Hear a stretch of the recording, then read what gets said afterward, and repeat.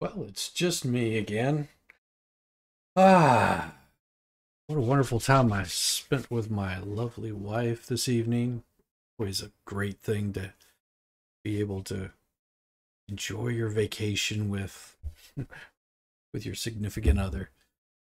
So, I saw that they were going to do a press conference earlier and I decided that I would hold off for a little bit, just, like I said, chill out with the wife a little bit, watch a little bit of TV, have a couple of drinks with her. It was good. It was good. It was really good. So did did that this evening, and now I haven't seen what this press conference looks like, so I'm gonna play it, and you might get a little bit of a reaction out of me. We'll see. Really shave all this off. You're gonna be surprised how young I look whenever I shave this off. Not all the gray. Yeah, drops about a year.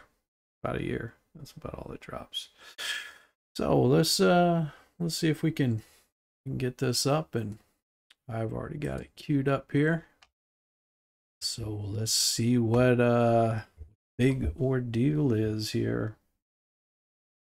Well, actually, yeah, we're gonna watch this because I think this will be pretty interesting. Let me know if you can hear it, and hit the like and the subscribe if you want. Building my channel up. Should be able to starting next year, I will have it set up so I've got StreamYard or Streamlabs. One of the two is going to be my full-time streaming. So that way I'll be able to send invites out to people and invite them on and sit down, have a chat, and just raise hell. And I think I've got another 24 hours before I do another live stream after this one. And I'll probably do a New Year's live stream and ring in the new year about like I'm doing tonight. Cheers, and see how this goes. Thank you for coming today. Last night, in conjunction with the Pennsylvania State Police, the Federal Bureau of Investigation, detectives arrested 28-year-old Bryan Christopher Kohberger in Albrightsville, Pennsylvania, on a warrant for murder of Ethan. Wait, his name is Goldberger? Albright? Okay. On a warrant for murder.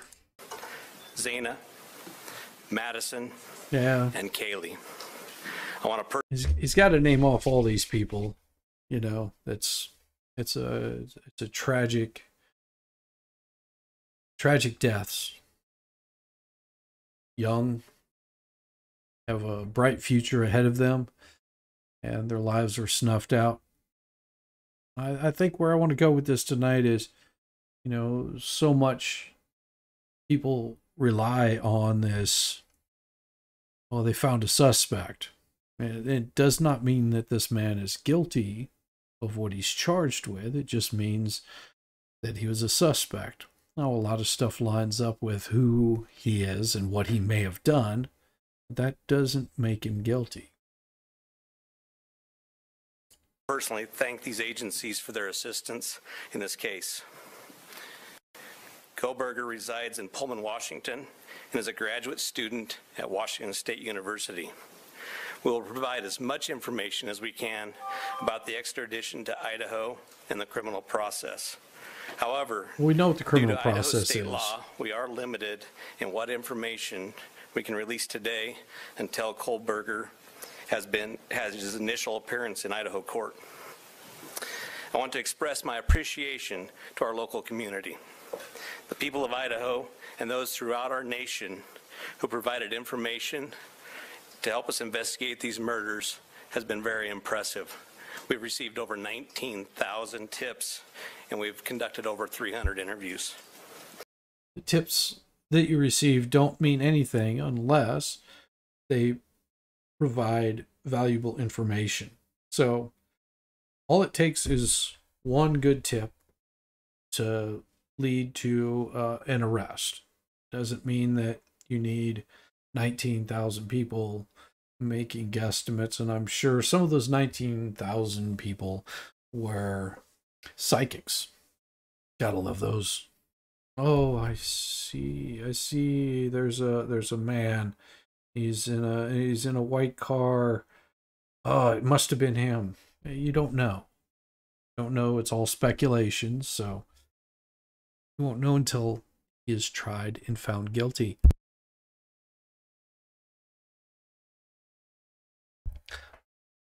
We will see what more they have to say. To recap this case, on the evening of November 12th, Kaylee and Madison arrived home at about 1:56 a.m. after visiting a local bar and street food vendor. Ethan and Xana were at the Sigma Chi house before arriving home around 1:45 a.m. The two surviving roommates had also been in the community but returned around 1 a.m.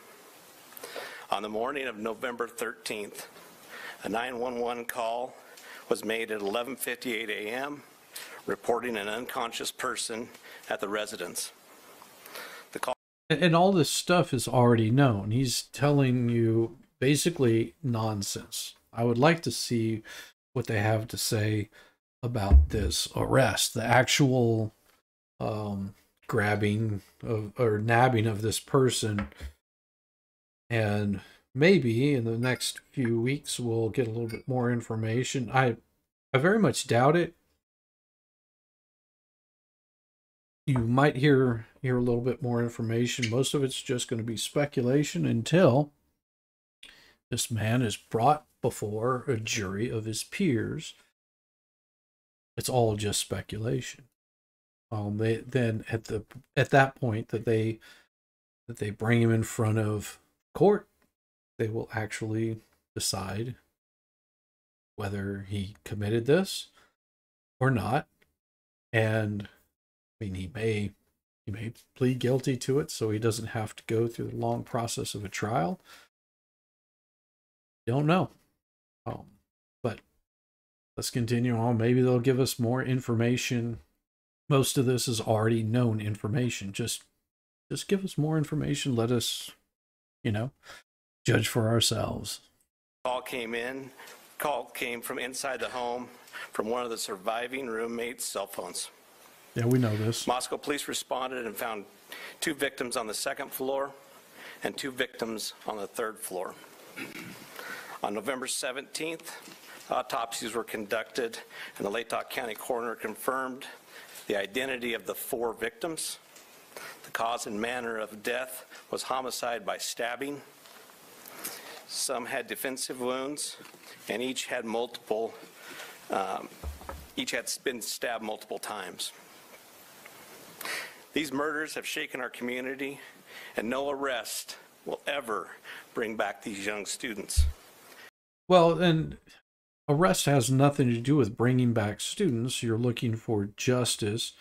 You're looking to catch the person that could have possibly done this, and this is your most likely suspect, and that's why he's been arrested. Now, there's always a possibility that they arrest him, they sit down and do an interview with him, and he says, I don't know what you're talking about. I've got proof that I was in another location at that particular time. Or maybe he doesn't. But until then, they've just arrested a suspect. That's it. Just arrested him. However, we do believe justice will be found through the criminal process. This was a very complex and extensive case. We developed a clear picture over time, and we stand assured that the work is not done. But be assured the work is not done. This is just started. I understand you're nervous getting in front of a group of people to try to explain, and you've been coached on what you can and cannot say. And it really sucks to be a man in this position, because now he has to sit there and explain to all these people. They're going to be asking a bunch of questions. I am sure that he won't be able to answer some of those questions, but alas, I digress. Since November, we have remained laser focused on pursuing every lead in our pursuit of justice for the victims and their families. Well, and just arresting somebody does not bring forth any sort of justice. You found a suspect. That's all that you've done. The big difference, if you find a suspect, you just found a suspect. And it's not bringing any justice to the family. You're just bringing in a suspect. I recognize the frustration with the lack of information that's been released. However, providing any details in this criminal investigation might have tainted the upcoming criminal prosecution or alerted the suspect of our progress. We will continue to provide as much information as we can as the process moves forward. Today, I want to specifically thank our dedicated Moscow Police Department detectives, patrol officers, the Idaho State detectives, the Idaho State troopers, and their crime lab technicians and scientists, and the Federal Bureau of Investigation for the resources and personnel to conduct this massive investigation. It was the dedication of them and the persistence and the numerous hours that led to an arrest. Fortunately, these highly skilled people worked together as a cohesive team to solve this case. I also want to thank our community and the nation. Over the past 6 weeks, I've been continually reminded of how much our community cares. Locally, public support has been exceptional with kind words, food for investigators, and letters of support. You will never know how much your words of encouragement help us through these trying times. Okay, I understand, but this is sort of a ridiculous outlook here. I mean, I understand you're getting all of the support and the help that you could possibly want, but how is that worth more? Just curious. I appreciate each of you and each of your kindness. Agencies and individuals from across the nation have reached out to us to express their support to this department. I'm reminded how our Moscow community, our families, and the nation has been impacted by this daily. Finally, I do want to thank our media partners for the help. You kept this in the news. You helped us with tips. You kept things going, and we truly appreciate that. And you are the product of those 19,000 tips that we received, which is an impressive number. I would like to invite Bill Thompson, the county prosecutor, up at this time. So now we're hearing from the county prosecutor. Come on, county prosecutor. My name is Bill Thompson. I'm the Latah County prosecutor. And it's sad to be here. So this is the gentleman being the prosecutor, that he's going to be the one that is bringing the charges forward. He was going to be more than likely lead counsel for the state. That's really what he's going to be doing. But happy to be here at the same time. As Chief Fry indicated, a criminal complaint was filed yesterday here in Latah County, charging the defendant, Mr. Kohberger, with 4 counts of first-degree murder, in addition to felony burglary, which involves entering the residence with the intent to commit the crime of murder. Okay, those are all good, solid charges. Now, to bring your case forward, you're going to have to prove it. Mr. Kohberger, and let me preface, there is a pending case. So he's already working on what his opening statement is going to be. First of all, he has to get community support. The only bad part that I see in holding these kind of press conferences, they should keep it very straight, very short, very simple, and say, we have a suspect in custody. This is who the suspect is, and this is what we're going to do. We're going to bring him forward and front of a jury of his peers and let them judge accordingly, and then move on with your life. You know, having almost a half-hour press conference over this is nothing but posturing. And I wish that, you know, some of these folks, instead of trying to get their time in front of the camera, they would just let a jury decide based on the facts of this kind of case. Now in court, and I in my office and the investigators have to live with the restrictions that our Supreme Court places on pretrial publicity. That said, I promise you we will share with you through the court process or otherwise whatever we are allowed to. I just appreciate your patience on that. The factual basis for the charges are summarized in what's called a probable cause affidavit that is on file with the court. According to the rules of the Idaho Supreme Court, that is sealed until Mr. Kohberger is physically back in Latah County and has been served with the Idaho arrest warrant.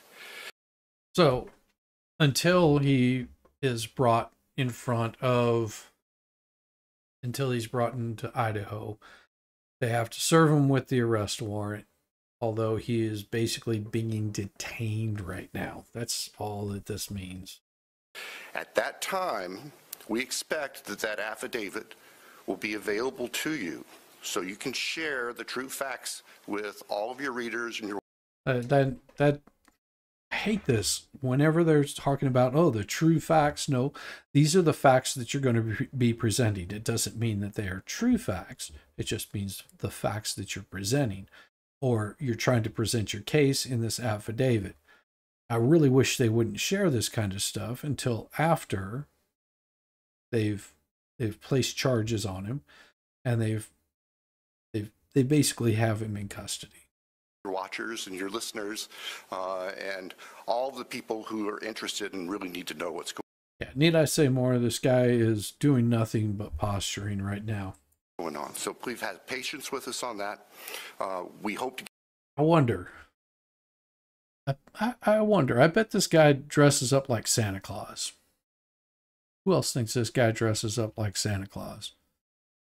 Well, I bet he does Santa Claus every year for Christmas. I mean, he's got the beard, he's got the hair, he's got the glasses. What do you want to bet? He does a ho, ho, ho, Merry Christmas.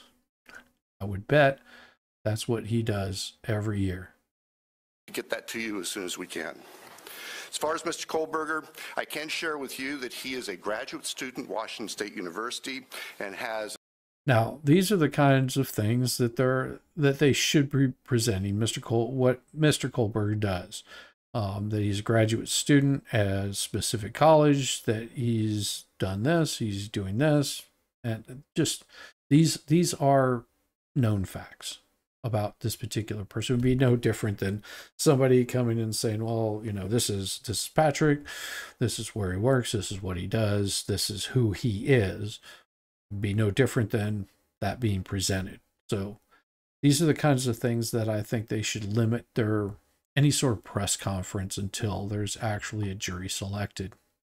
As an apartment residence over at Pullman, he has had an initial appearance in front of a judge in Pennsylvania. Okay, so more than likely the initial appearance was for his extradition. He is being held without bond, and the warrant from our magistrate judge here also provides for no bond. We understand that he's scheduled to be back in court in Pennsylvania next Tuesday afternoon, and that a public defender has been appointed for him there. The process at this point... So he seems a little stiff back here in the back. That homie seems really stiff about this, and it could be, you know, because there's always a possibility that they don't release him, but so that's why they got to be a little short on what they're going to be saying. Since he was arrested in another state, he has the opportunity to either waive extradition and return voluntarily to the state of Idaho, or if he prefers not to waive extradition, then we will initiate extradition proceedings through our governor's office. What do you think he's going to do? You think he's going to voluntarily extradite himself? if we do that, it can take a while for him to get here. So again, I'm asking for your patience and understand that's just the way the system works. Ho, ho, ho. Merry Christmas. Once he gets here, he'll have an initial appearance with our magistrate. They'll deal with issues such as making sure competent counsel is representing him, and the case will be scheduled for further hearings. Your primary source of factual information is going to be the court record, because that's what the Supreme Court says we need to refer you to. So please pay attention to what's going on in court and have people there to watch and hear what's being said. As an attorney, myself and my office, we are limited on what we are allowed by the courts to say outside of the courtroom. So please just work with us. Finally, as the chief indicated, this is not the end of this investigation. In fact, this is a new beginning. You all now know the name of the person who has been charged with these offenses. And that, like they said, only been charged. There's a possibility that they extradite him back to Idaho and he has a valid excuse or a valid reason why he was there or not there, or, you know, from what I understand, there might have been some DNA that they found and they did some genealogy and there he is. This guy was there. Possibility he might have been there, might have had sex with multiple people there. And they found his DNA. Who knows? We don't know what they have, and they're not going to give out any information of what they have until they have any sort of discovery. Please get that information out there. Please ask the public, anyone who knows about this individual, to come forward. Call the tip line. Report anything you know about him to help the investigators and eventually our office and the court system understand fully everything there is to know about not only the individual. So what he's asking for is he's asking for some rats. And, you know, kudos to him because he wants to find out more about this person so they know the correct kind of questions to ask him. So, you know, say, for example, well, you know, do you have any sort of weird kink? That could be something that they might find a little bit interesting. Maybe he's, you know, maybe he's an avid hunter. Maybe he's done some specific thing where he has a talent. Maybe he's left-handed and only somebody that knows him really well knows he's left-handed and those stabs were done with a left-handed strike to the face or whatever. All those kinds of things become very important. So they're asking for people that know this person to step forward and talk about him. And it could be that, you know, these people that step forward go, yeah, he was with me all night. I don't know why you're even after this guy. So it really does bug me, though, that they start trying people before they're actually found guilty. And, you know, they try to word it the best they can, but, you know, there's always that innocent until proven guilty. No matter whom it is, you're always innocent until proven guilty. But what happened and why? And they will probably never find out why. That's just not something that's going to happen. Next, I'll introduce Colonel Ked Wells from the Idaho State Police. Thank you. Well, good afternoon. My name is Kedrick Wills. I serve as the director of the Idaho State Police and certainly want to express our appreciation for your attendance here today. These tragic murders took 4 young, vibrant lives from our... Yeah, I wish they would stop with this kind of, you know, BS. Really. We understand. But the way that they word this makes it sound like they've already found him guilty. Just because a cop has found somebody guilty does not necessarily mean that they are guilty. It means that, let me rewind a little bit, because it's just really frustrating that they have to say this every single time. This horrible tragedy that took 4 young lives, and we have a suspect. No shit, Sherlock. These tragic murders took 4 young, vibrant lives from our community. Nothing we do can bring them back. The only thing that we can do in law enforcement to honor their memories that we know of is to bring this to a successful conclusion. This has been a very difficult time for the families, the university, the community, and the state of Idaho. However, it is also proven that communities come together in tough times. Certainly appreciate the support of the local community and our national audience that has been following us as our investigators have worked through this case. I'm thankful also to you, the media partners, who have helped keep this case in the forefront that generates the tips and continues, we hope will continue to. Just the tip. Only the tip. Just the tip. Generate information that will help us to a conclusion of this proceeding. I'd like to express our appreciation on behalf of the Idaho State Police to Chief Fry, his leadership, and the entire Moscow Police Department for the way that they handled this from the very beginning. He directed the right people to the right positions that led us to this conclusion today. Directed the right people to the position. Sorry. I've had the utmost confidence in this investigation and in Chief Fry, as well as in Mr. Bill Thompson and the Latah County Prosecutor's Office, who've been a great partner throughout this. Partner. Howdy, partner. Nothing has deterred the commitment of the investigators who've worked on this case, regardless of the organization they represent. It's been very trying and very difficult, as you know, that it has been on those investigators as they do the tedious work that they're so good at doing. Sounds a little kinky. The partnerships is what's led here as well.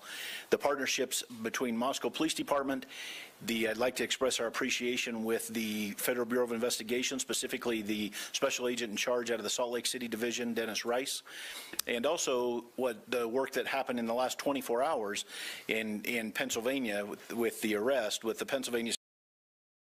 Stop stuttering.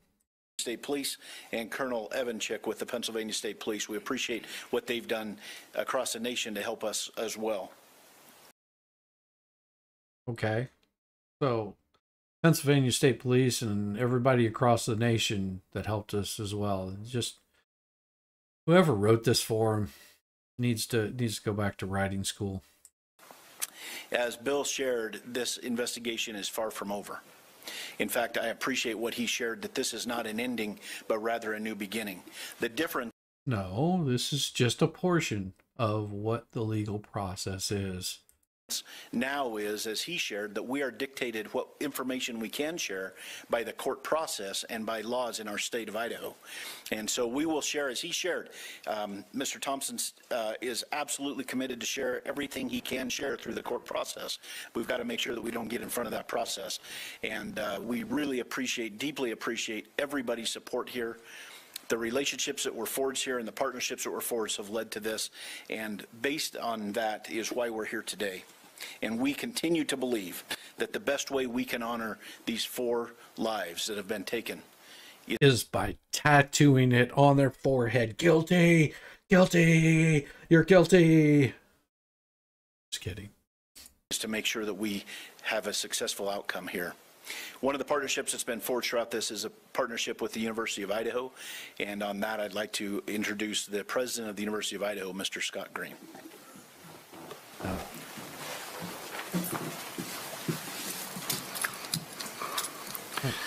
Thank you. Good afternoon. Scott Green, President, University of Idaho. Today's news of arrest is a welcome one. It's relief to our university, our community, and our extended Vandal family. The outpouring of support over the past 6 weeks helped sustain us during the most trying time. It provided the strength that helped us navigate the international scrutiny visited on our students and employees. This home chicken is all about making the compassion and money. acts of kindness shown to our community. Making the money. Kindness is contagious, and it provided the light that reclaimed ground lost to evil and darkness. We first want to acknowledge and thank Governor Little for the early promise of financial support that enabled the university to secure our campus and focus on helping our students and our employees in the wake of the crimes. We also appreciate the Idaho State Police and the highly visible security presence that brought comfort and calm to a community shocked and confused by the senseless crimes. Yes, we know. We never lost faith that this case would be solved and are grateful for the hard work of the Moscow Police Department and their law enforcement partners. Vast and committed FBI resources brought important expertise to this complex case. Everybody's just, oh, you did such a great job. But they're not giving out any information. It's just basically a bunch of glad handing. This dude looks really, I've dealt with people like this before where he just acts like he wants to punch somebody all the time. Across the board, dedicated, highly competent personnel worked this case to arrest. This crime has nevertheless left a mark on our university, our community, and our state.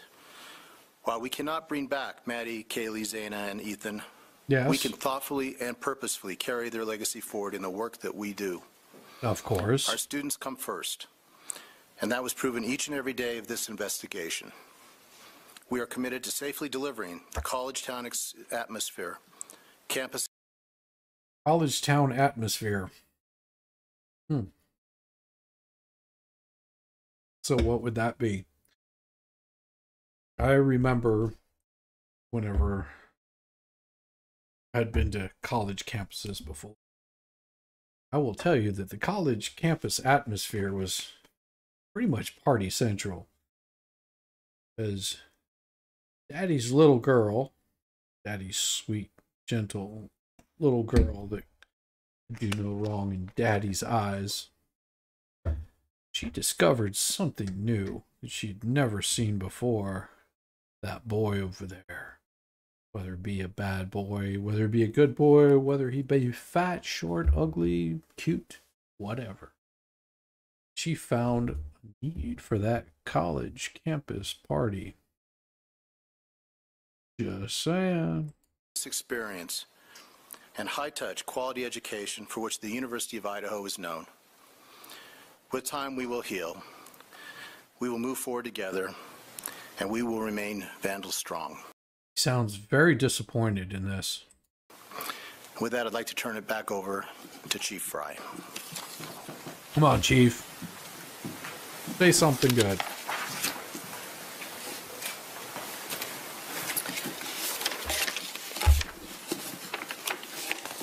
Come on, Chief. Come on, Chief. What? I can't hear you.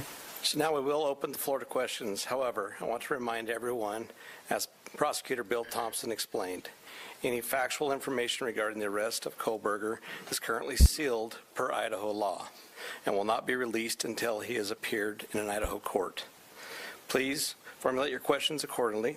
I recognize there are a lot of questions, and I will try to answer as many of them as I can. Do you recognize? Tell me about it. You're an Evergreen or Argonaut reporter. Lauren Patterson, Northwest Public Broadcasting, Spokane Public Radio. I realize the records are sealed. I guess I'm not too familiar with how it works, but can you tell us what tip, what lead, what piece of evidence really led you all the way from Idaho to the suspect in Pennsylvania? As I've said in the past, that's part of our investigation, and we won't be releasing that this time. We will have those answers. We'll have them as soon as we can make those available to you. Then a quick follow-up and a two-parter. Is our community safe, or is law enforcement still on the search for other suspects? Woman, sit down. Shut up. That is a stupid question. No, your community is never going to be safe, ever. Who might be involved in this attack? What I can tell you is we have an individual in custody who could be. And you notice, because she asked such a stupid, asinine question, is our community safe? Should we lock our doors at night? No, you should always take precaution. Don't be stupid. You're never safe. Take precaution. Look out for yourself. You want to be safe? Committed these horrible crimes, and I do believe our. Whoa, no. See, now he's already called him guilty. What? Watch. He's going to call him guilty already. And we have a suspect that we believe may have committed these horrible crimes, but he's going to say, we have a suspect in custody that committed these horrible crimes. For other suspects who might be involved in this attack. What I can tell you is we have an individual in custody who committed these horrible crimes, and see what I mean? He's already been pronounced guilty by this gentleman right here. We have a gentleman in custody that has committed these horrible crimes. Really? Really?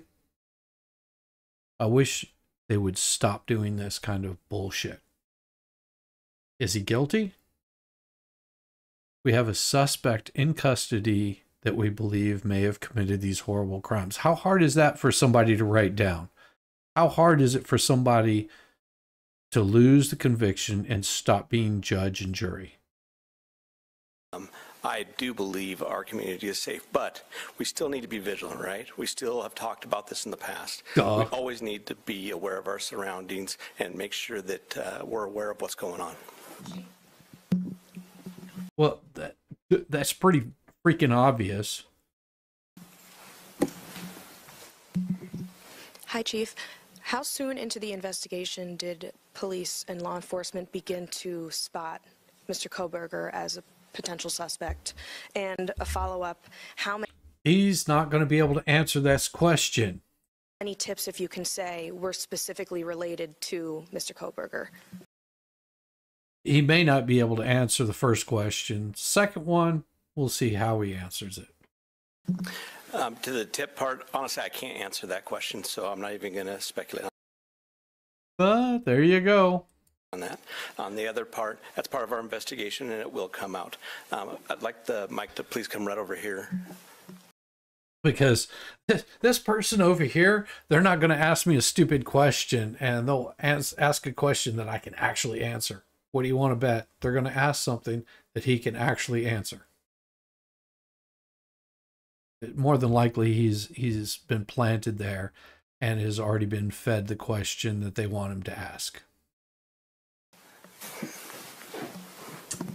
Thank you. Dana Griffin with NBC News. Can you confirm that Kohberger asked whether or not anyone else had been arrested when he was in custody? I cannot confirm that or... That is a stupid question. Sorry, NBC. Ask a better one. I'm not sure of that information, but that would still be a part of our investigation. Did CODIS initially return any hits on this guy? That's still part of our investigation, and that will come out. Uh-huh. So, NBC, you already know this information. You're just asking a question to get some sort of confirmation. That's why. And more than likely, he's looking at CNN, NBC, ABC, CBS. He's going to be answering questions from those people right there. You get somebody over here, please. And then one final question. Is there any message to the online sleuths who slandered and harassed people who they believed were... Oh, now this is a good question. Hopefully he comes back and says, stop doing it. ...were responsible? There was a lot of speculation going on, and we've always said from the very beginning that we're the official message that comes out, and to pay attention to what we're putting out there to the press.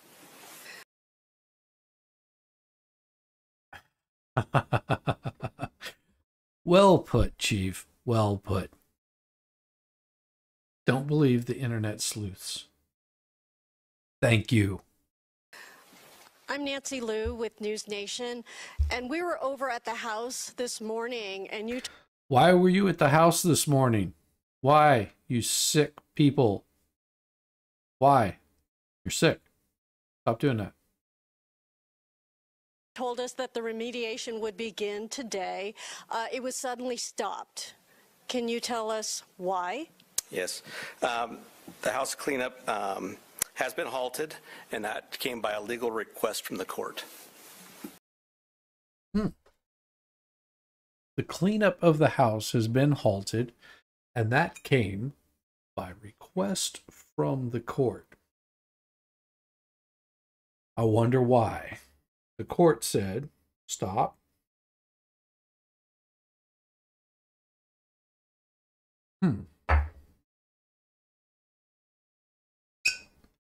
Maybe they found something.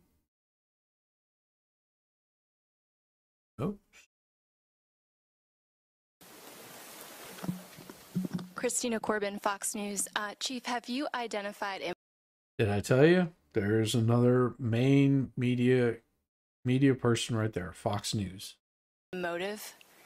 That is part of the investigation, and that will come out as we continue the investigation. But what we still ask is...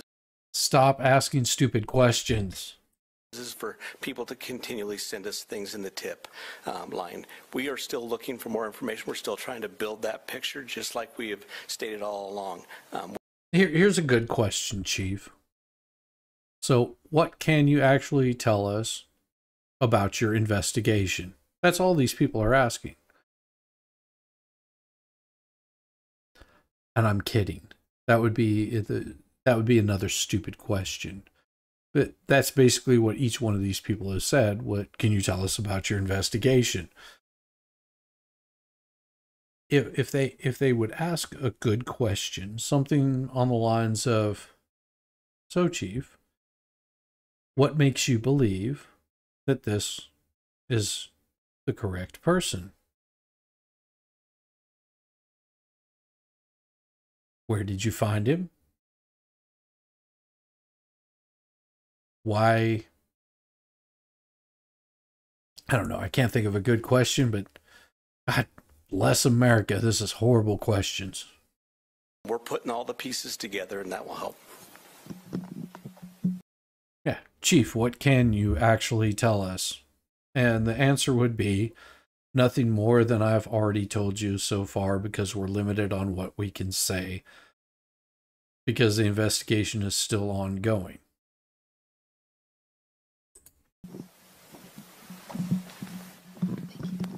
Chief, Veronica Miracle with CNN. Any indication that CNN. the suspect knew the victims? That's part of the investigation as well. It won't be something that will come out at this point in time, but as we continue the investigation and as this case goes to trial, that will be brought forth. Have you spoken to the families? Can you tell us what they've... No, he hasn't said a single thing to the families. No. That's really none of your business. That's horrible. God, I hate news people. They've told you today? Are you talking the victims' families? Yeah, we have reached out to the victims' family as we always do. We've done that daily, and we've continued to have contact with them. As he should have said. That's the best way to answer a stupid question. Hey, Nate Sanford, you mentioned earlier that you're Nate Sanford, who are you? still seeking tips about Bryan and that people should still share whatever information they have. Can you speak at all about what specifically people should be reaching out for, like if they know something? Now that is a really good question. There you go. Good question. Nate, congratulations. You are the first person to ask a question that he could answer. Because, by God, all the rest of them were stupid. Nate, you deserve a promotion. I would give you a promotion right now. Because that is a very, very, very good question. Is there anything more that you're looking for in the tips? What kind of tips do you need? What information do you need about this person? What do you want to hear? Damn, Nate, Mr. Sanders. Beautiful. I would say anything and everything, as we've said all along. Oh, Chief, you just done blew it. No. Listen to the question.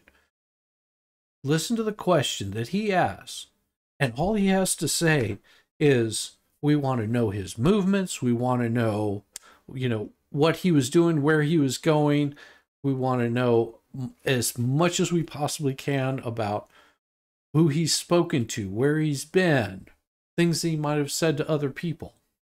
We've done that daily, and we've continued to have contact with Listen them. to the question. Hey, Nate Sanford, Nate Sanford. Nate Sanford. This is the best question that anyone has asked. And the chief totally blows being able to get this information, because all the chief has to say is we need to know more than everything. We need to know his movements. We need to know where he's been. Every piece of information that you can give us about this individual. So either we can say he's guilty or not guilty. So we can present that to the court. Whether it's like, this guy's a stand-up guy, he was with me all night, there's no way it could have been him, or dude was always a creeper and he was like torturing small animals behind the barn, at 5 years old. All information would be handy. Give that information. Jesus Christ. Chief, you blew the answer. You mentioned earlier that you're still seeking tips about Bryan and that people should still share whatever information they have. Can you speak at all about what specifically people should be reaching out for, like if they know something? I would say anything and everything. As we've said all along, we know what tips we're looking for. We will take those tips and we will have professionals look at those and decide which pieces of those we need to use for our case. So we'll take the tips. That just everybody would do that. Angela Palermo, Idaho Statesman. Idaho Your Statesman. department and other investigators on the case took a lot of flack for keeping information close to your chest. Are you glad that... Oh, Jesus Christ. Woman, this is going to be a horrible question. I am telling you right now. Whenever you're accusing the investigators of keeping things close to their chest, there's a reason why they do that. This guy right here, he looks like he wants to snap. He wants to punch the hell out of this person for asking such a stupid question, because this is a stupid question. Woman, shut up, sit down.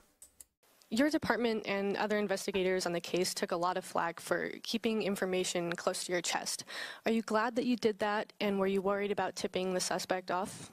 I will 100% stand behind the way that we handled this investigation. And this all started from day one with our patrol officers arriving on scene, locking down the scene, us calling in the Idaho State Police, us calling in the FBI, and keeping information that was pertinent to this case very, very tight. Oh, give yourself a little pat right there. Give yourself a little pat right there. That was so... Oh, it feels good. Yeah, we did what we were supposed to do. We locked it down. Ooh, our patrolmen stopped everybody from talking about it. I agree. You should give yourself a pat on the back, because all these internet sleuths, me, not one of them. I'm interested in the facts of the case, not speculation. All you people with your internet sleuthing, go pound a big fat one somewhere else, because I could care less about that. We want to have a situation where when this goes to trial, there is no doubt that we've done everything right, and we've slowed down, and we've continued to slow down. We'll continue to do that. Hey, Chief. Nailed it. Have you guys found the murder weapon or the Hyundai Elantra? Good question. So we are still looking for all pieces of evidence, but we are still looking for the weapon. And I will say that we have found an Elantra. Which everybody already knew. Stephanie Becker with CNN. Can you tell what it was like when you got the phone call when... Stephanie, take off that goddamn mask. You're wearing a mask and you sound like you're talking for a fucking straw, because maybe your jaw was broken, but for fuck's sake, woman, take off the goddamn mask, because it sounds like you have a goddamn ball gag in your mouth. Jesus Christ, these people in their fucking masks. Stephanie Becker with CNN. Can you tell what it was like when you got the phone call when the police told you that they had... You know, he's probably sitting there laughing because she probably has some mask with a fucking swastika on it, or it says CNN. Not the same thing, isn't it? Your suspect. I can tell you, for a lot of law enforcement, it was a fairly sleepless couple of days with, as we were leaving. With a warm, gentle, soothing sound the dulcimer voice rubbing gently across my throat. It was long. It was sleepless. Leading up to everything that we were doing. But what I can tell you is I have faith in those agencies across the nation. As you should, if they're investigating a crime. I have faith in our officers. I have faith. Well, that remains to be seen. Faith in the FBI, and they did a great job. But sure, there was some times. This right here is a man that wakes up in the morning. He puts on his uniform and he goes, "Man, I'm going to do good today." Doesn't necessarily mean that he will. Just means that's his plan every day. Even throughout the day that we were always concerned. Hi, Chief. Don Back at CBS News. Can you talk a little bit more about the suspect's connection to Pennsylvania? All I know is that he lives in Pennsylvania. Good call, Chief. Good question, but I mean, it was okay. It was a softball question. Chief Guy Tannenbaum from Nonstop Local KHQ in Spokane. More about the Elantra. We saw reports that you mentioned that you recovered an Dude, you're asking a stupid question. Stop. Elantra, but can you specify where that was found? And we know that that was one of the biggest pieces of information you were asking from the public to tip. Were you able to provide an information on whether those tips led to this seizure of an Elantra? That's still part of the investigation that will come out in the future. Ha ha! Stupid question, stupid answer. Chief Glenn Mosley, Idaho Public Radio here in Moscow. The additional police presence in town. Oh, weird. Okay. The addition. I'm sorry. That his voice is cutting out there. Sorry, I had to back that up. Because he's rubbing his microphone. Chief Glenn Mosley, Idaho Public Radio here in Moscow. The additional police presence in town and on campus, semester's coming. Is that going to continue? You will continue to see state troopers in the area. You know, we're talking to Latah County as well. You will see a presence of us that we're always have up on campus. We have assigned officers to that. So you will continue to see a law enforcement presence. Oh. I would hate to be that officer. I found something out about here in Georgia. There was, and I knew this police officer because he lived on the same block that I met my wife. He was actually a really chill officer, and he was close to retirement. He worked for a county here in Georgia. And he was part of a canine unit. He had some beautiful, beautiful German Shepherds, and those things were trained so well. They were just gorgeous animals. And asking him, you know, so what all do you do? And he was just like, you know, canine. And he goes into explaining that, you know, a lot of officers get sent over to the airport for duty, and it's usually those officers that they really are trying to get rid of, and it's sort of a crap duty, really crap duty, because nothing or very minimal is going to happen. It's just their presence being there, and it's usually officers that are close to retirement or that have offended their office in some way. So I would hate to be that officer at that college campus. Oh, sorry. Sorry. I'm going to take two more questions. Two more. Hi, Chief. Questions. Julie Scott, ABC News. Can you tell us if you eventually had a license plate number to the Elantra and how you tracked it to Pullman? I can't divulge that kind of information. That was a stupid question. So ask me another one that's more intelligent. and more coherent. That's still part of the investigation that will come out.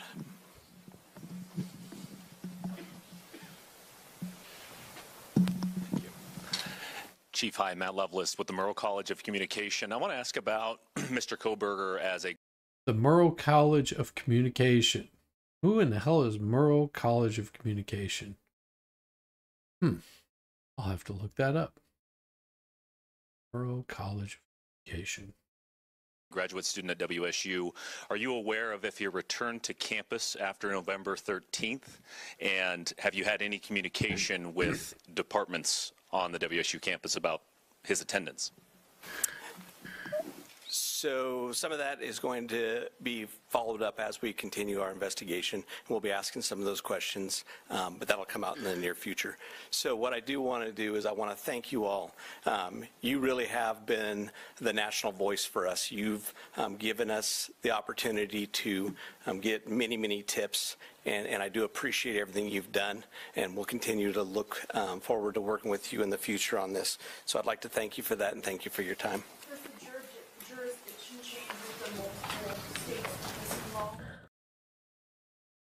Well, that was about as pointless could be. Oh, but got some other information. It looks like there was more on. I'll bring that up later. So that was uneventful, uninformative, because there was only one person that actually asked a good question. It'd be nice if there were more reporters like Mr. Sanford that actually asked a question and didn't waste the time.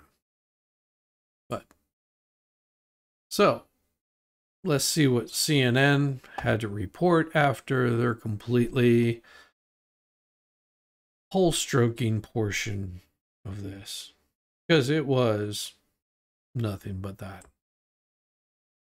It was absolute S show.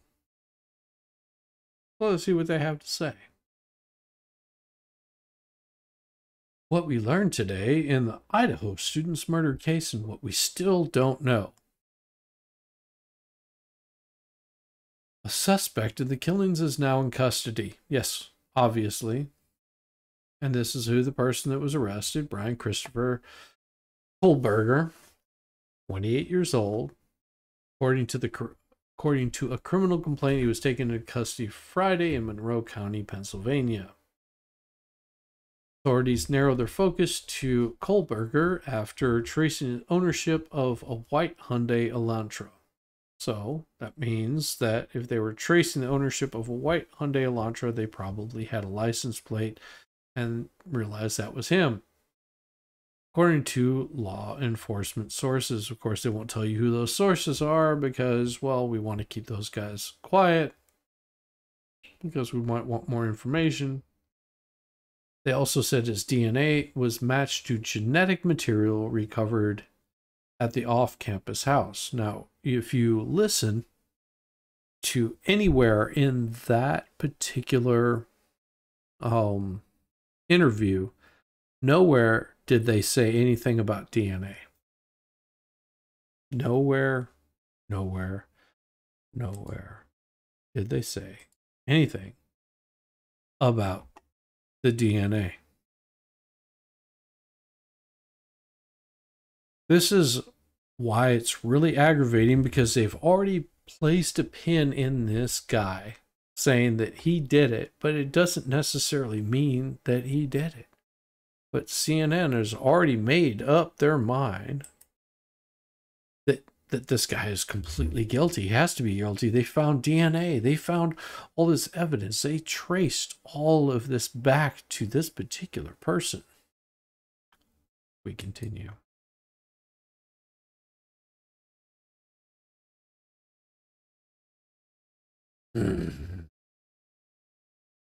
Investigators traced the DNA with the help of genetic genealogy, a source with knowledge of the case, a source. Okay.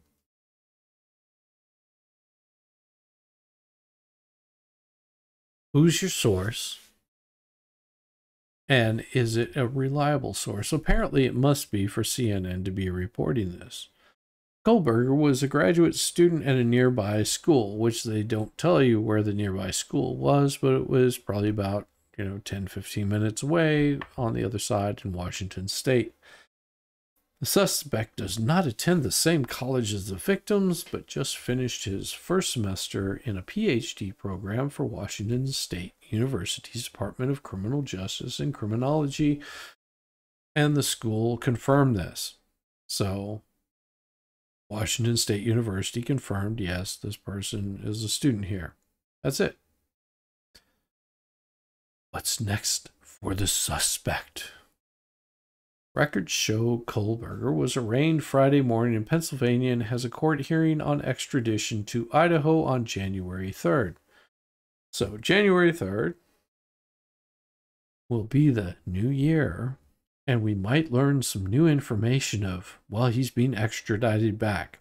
So they've already said in that press hearing, in case you weren't fucking paying attention, they said in the press hearing that he's going to be extradited. Whether he does it voluntarily or whether we actually have to get a court order, which a magistrate is just basically going to write a letter to the court in Pennsylvania and say, bring that guy to us.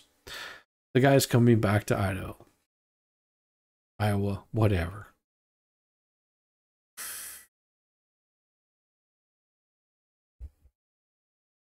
Idaho. Sorry.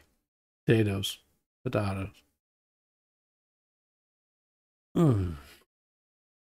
He could also waive extradition and return voluntarily. Once he's in Idaho, he is expected to make an initial appearance before a magistrate, and further hearings will be scheduled, of course, obviously. Investigators still need help, and that is one of the very fine questions that Mr. Sanford asked that CNN was incapable of asking because they are too fucking brain dead to ask these kinds of questions. Because had they had some intelligence, unlike Mr. Sanford, congratulations, Mr. Sanford, because you won the prize for the best question tonight. CNN, you lost out just like CNN, just like CBS, just like ABC, just like Fox, because you people do not know how to ask good questions. You're asking questions knowing that you're never going to get a good answer for it. This is not the end of the investigation. In fact, this is a new beginning, Latall County Prosecutor Bill Thompson said during tonight's news conference. But he is not the one that answered the question that was asked by somebody that is not associated with CNN, ABC, CBS, Fox, or any of those other fucking bonehead media channels that ask stupid questions. And Bill Thompson wasn't the one that answered the question. Authorities urged anyone with information about the named suspect to come forward and help them fill the events surrounding the killings. No shit. Dumbasses. What we still don't know, and you probably never will, because you people are idiots, the suspect's potential motive or connection to the victims. James Fry said the suspect's motive in the attacks is still part of the investigation. They would not publicly say whether the suspect knew the victims. That's because CNN, you asked a stupid question. The weapon used in the attack. Of course. We can't release that information. Whether a specific tip led to the arrest. Yes, another stupid question that you asked that you could not get an answer to. How the attack played out. Yes.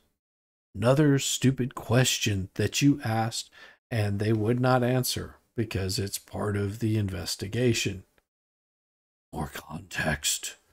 State law limits what information authorities can release before Kohberger makes an initial appearance in Idaho court, Fry told reporters. Obviously, So what you still don't know are questions that you ask that have absolutely nothing to do with where you're at in this investigation.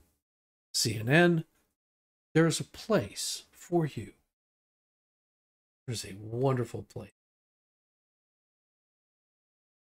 It is pulling your head out of that big, cheeky, fat, pustulous-filled thing you call an ass.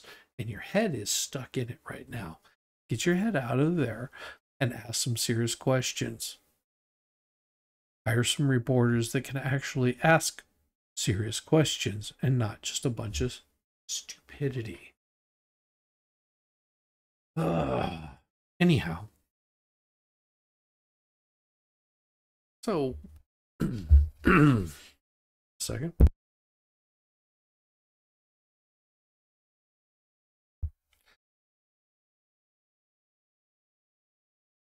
So it looks like they've caught a suspect in this case. Does it mean that he actually did it? You don't know.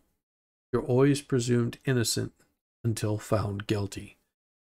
But there's also a reason why the police are very cautious with their extradition, with what they release, because they don't want to give out too much information just in case, example, they have the wrong person. If they have the wrong person, there's a reason why they don't want to release this information. Maybe they had a partial license plate number and they never tied it to any specific state.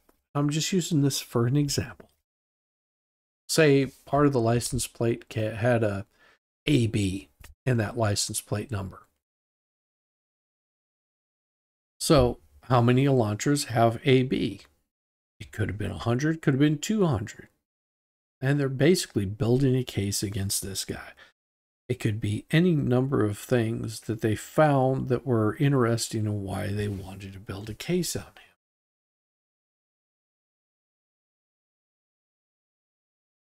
It's amazing to me that they've already pretty much thrown this guy under the bus. It makes it really hard to find a jury that's not going to be prejudicial. Like for me, for example, I don't pay a whole lot of attention to the local news that's going on around me. I pay attention to things that are going on in other states, and it also keeps my mind pure for whenever I have to deal with stupid people in my profession. So whenever somebody asks me a question about something that's happening locally, I can honestly say, I don't know. So I had found some other information. Looks like this particular person. No, that's not it. That's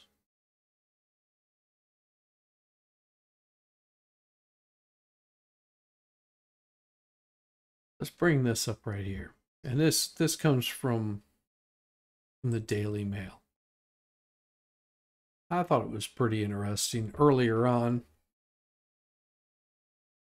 with this research that their suspect was involved in. Got is this right here. So, revealed, Idaho murder suspect Bryan Kohberger conducted study of criminals' decision-making and posted this chilling research project to Reddit, seeking help from ex-cons. This 28-year-old is in custody for the Idaho murders. He was studying a PhD in criminology 15 minutes from the scene It was part of a research paper for his degree and was presented as trying to understand the psychology of a criminal. That's innocuous.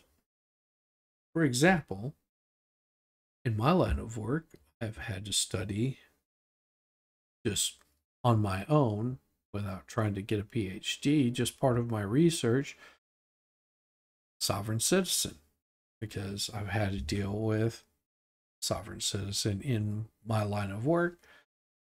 And it quite interests me because this particular person wants to basically disregard anything that the court has to say because it was prejudicial, because they made really bad decisions in their assessment of life as a whole.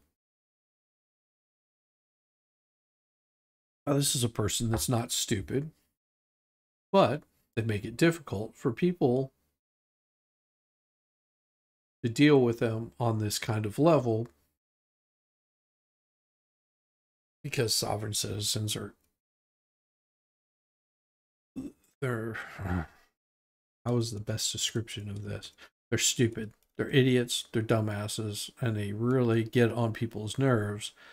It's sort of like the kid that you have in school is like, no, you didn't touch me. Tag, you're it. No, you didn't touch me. Tag, you're it. No, you didn't touch me.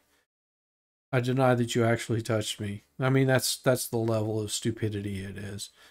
It's no different than, some dude stating that he's a woman or a woman saying they're a man and they're clearly not.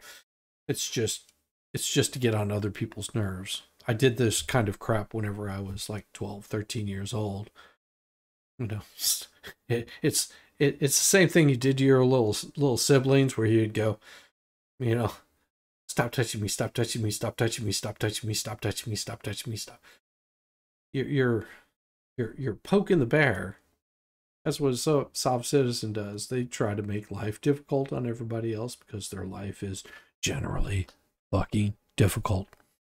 But alas, Kohberger. Don't mind me, I'm just drinking. May pour myself another couple of shots before this is all over. So, 5 months before the 4 Idaho students were found brutally murdered in their shared home,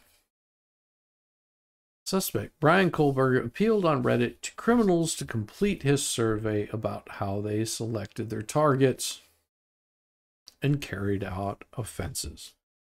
Kohberger, 28, is in custody waiting for extradition from Pennsylvania to Idaho. He was arrested in the Poconos in the early hours of Friday morning in connection with the brutal murders of Kaylee Conclaves, and I'm not going to try to pronounce all their names, the 4 people in Idaho. So he's 6 foot tall, 185 pounds. Suspect is yet to make any public statement. I don't blame him. If somebody accused me of murder, do you think I would make any sort of public statement? That would be stupid. Good idea, keeping your mouth shut. Dude, no, looks like he's had his nose broken. I'm telling you. Dude's had his nose broken.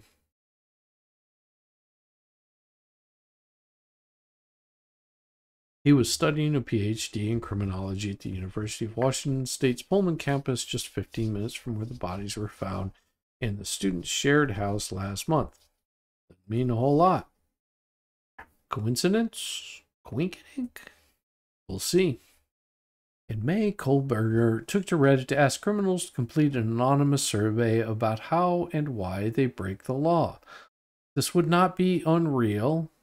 This would not be unreal in any sort of PhD program that you're trying to delve into the criminal mind. Hi, my name is Brian. I'm inviting you to participate in a research project that seeks to understand how emotions and psychological traits influence decision-making when committing crime. In particular, the study seeks to understand the story behind your most recent criminal offense with an emphasis on your thoughts and feelings throughout your experience. In the event that your most recent offense was not one that led to a conviction, you may still participate. Additional surveys are included after the open-ended section as to best understand your unique traits. The study should take about 15 to 20 minutes to fully complete. Your identity and all answers provided are completely confidential, and the link to the survey is also an anonymous link.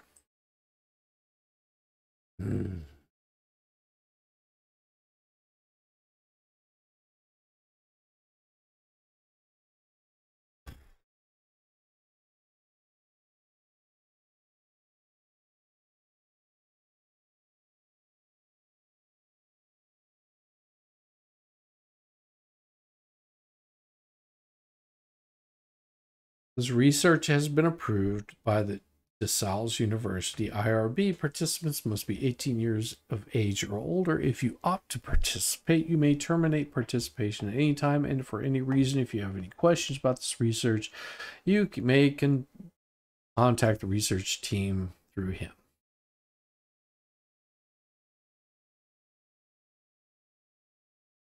So it really does not give a whole lot of information on this. This is just basically, let's throw some shit to the wall and find out if this guy is guilty because he was studying criminology.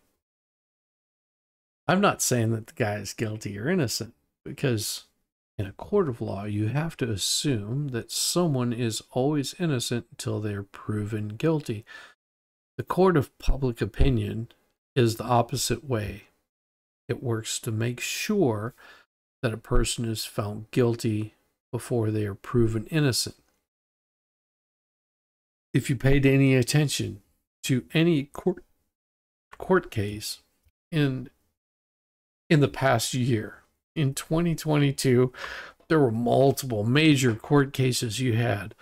You had Darrell Brooks, which, you know, yeah, that's this guy driving through there looking at people, running him over. Obviously, he was guilty. Who else did you have? In the entire year, people were still harping on Rittenhouse. He never denied that he shot these people. Never denied that he shot 4 people and killed 3 of them. What his claim and his defense was that it was self-defense. If you watch the court case, you saw obvious self-defense. There's a reason why these people are brought. Bring this up right here. There's a reason why there's innocent until proven guilty. And there's certain things that prosecutors get away with only maybe because the judge is just too tired of dealing with BS, or he suspects that somebody has done something a little bit funky. And I will tell you, I saw some Kyle memes that were absolutely hilarious. Me personally, as a much older person coming up on my senior years, you wouldn't find me in the midst of one of these little local skirmishes. Now, if you come in my neighborhood, that's a different story. And I applaud that this person went to go help protect part of the area that he lived in. I applaud him. I applaud that this young child, and he is a child because he's young enough to be my son, that he went to, you know, basically say, you're not going to do this kind of crap in my neighborhood. I'm not going to allow it. I'm going to stand up for what I believe. And there's people that are getting beat down. I'm going to help them out. Blah, blah, whatever. Whatever your reasoning might be. Personally, me, I might carry, I might not. State of Georgia, I don't have to freaking tell you. But you can look it up and find out whether I carry or not. And I would hope that I would never, ever in my life have to pull a firearm on another human being. Because that puts me in a position where I would take your life or you would take mine. I've been in that position before, multiple times. Thankfully, I've never had to do that. I don't ever want to have to be in that position where, again, where I have to make that decision.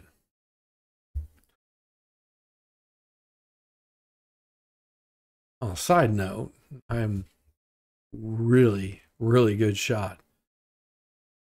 My wife is a really, really good shot, so you would not want to be in that position. But on that same note, I would never carry my weapon to the UK. I would never carry it overseas because there's very specific laws on me doing that. Same way there's certain places that I'm not allowed to go without, even if I have a permit, I'm not allowed to carry. Just fine, I just don't bring it to those, or I don't go to those kind of events. I have a very big aversion to being in crowds. Don't know why. Happened probably about 20 years ago that I started getting this aversion to being in crowds. I have no problem being a musician, being on stage, because I have an escape. Also, the crowd's there, I'm here, cool with that. There's a separation between it. But if I was one of the people in that crowd, I don't like being in that position. It's not that I feel vulnerable or anything like that. It's just there's just something in my mind that triggers, and I just don't. I find it a very offensive place to be, and I will try to exit being in that position by any means possible, which is, could be bad for other people. I just don't enjoy being in large crowds. I don't mind performing in front of an audience. That's never, ever, ever bothered me. But I just don't like being in large crowds. I get not necessarily anxious, but the body tenses up and I'm constantly looking over my shoulder. And whenever there's too many people to pay attention to, then I start getting completely worn down. And first time that my wife noticed it is she wanted to go to Dragon Con in Atlanta. I was like, sure, I'll go down with you. Went down with her. I literally walked out on the street and tapped her on the shoulder, told her I was out, and call me whenever you're done. Turned around, got back on a train, headed back home, called me a few hours later and said the parade was wonderful. I had a great time. Wonderful. It wasn't me as much that I was worried about. It was that I was having to pay attention to her and her safety.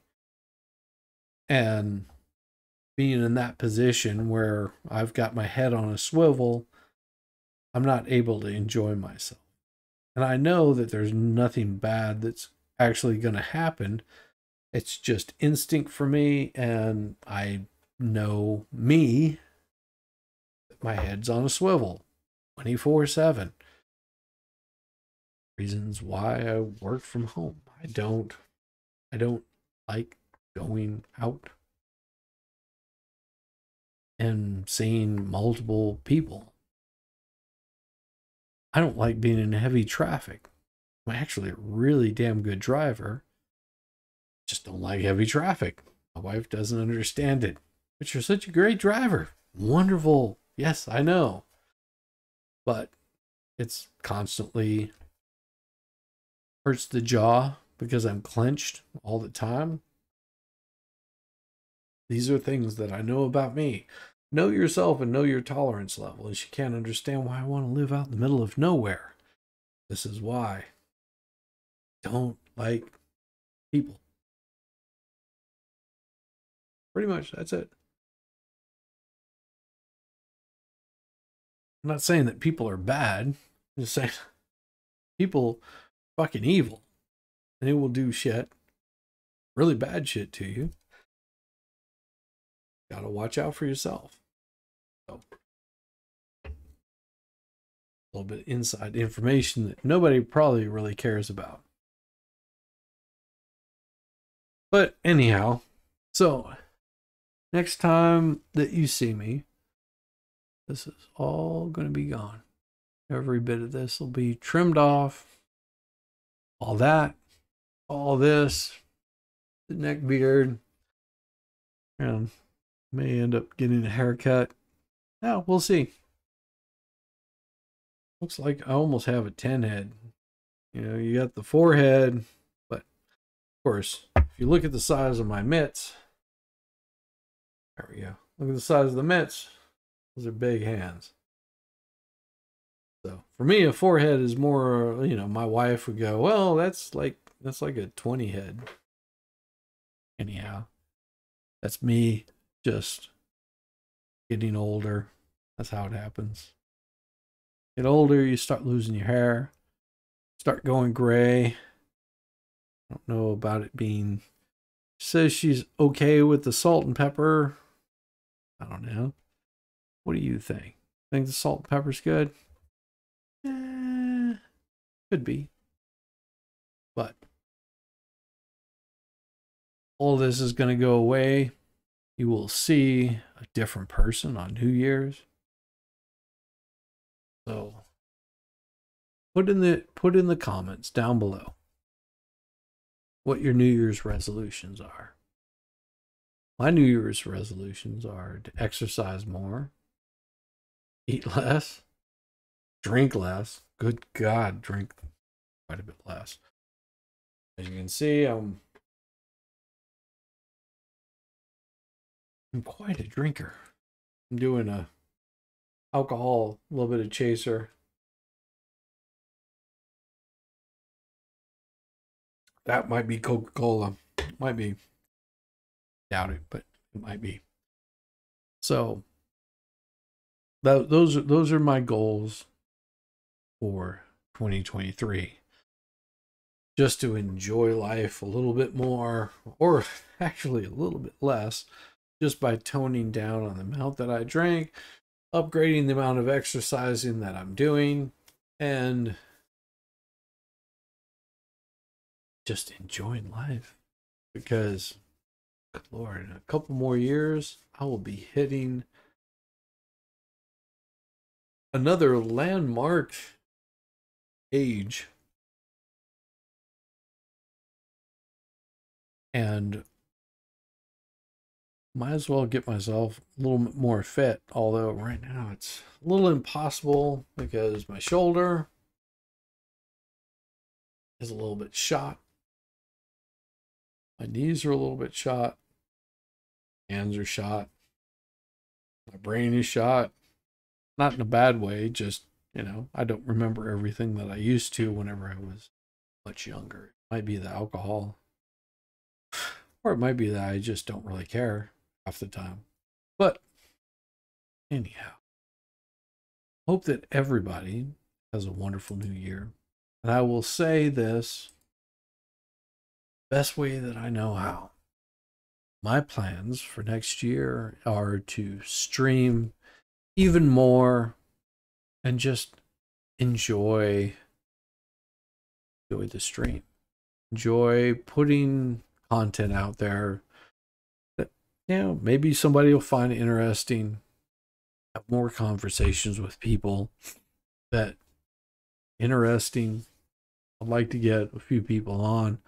And I've reached out to them, and of course, you know, they haven't responded or whatever, which it's just like, yeah, I mean, let me put it this way.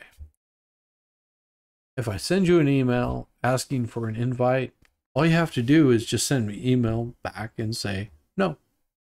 Simple as that.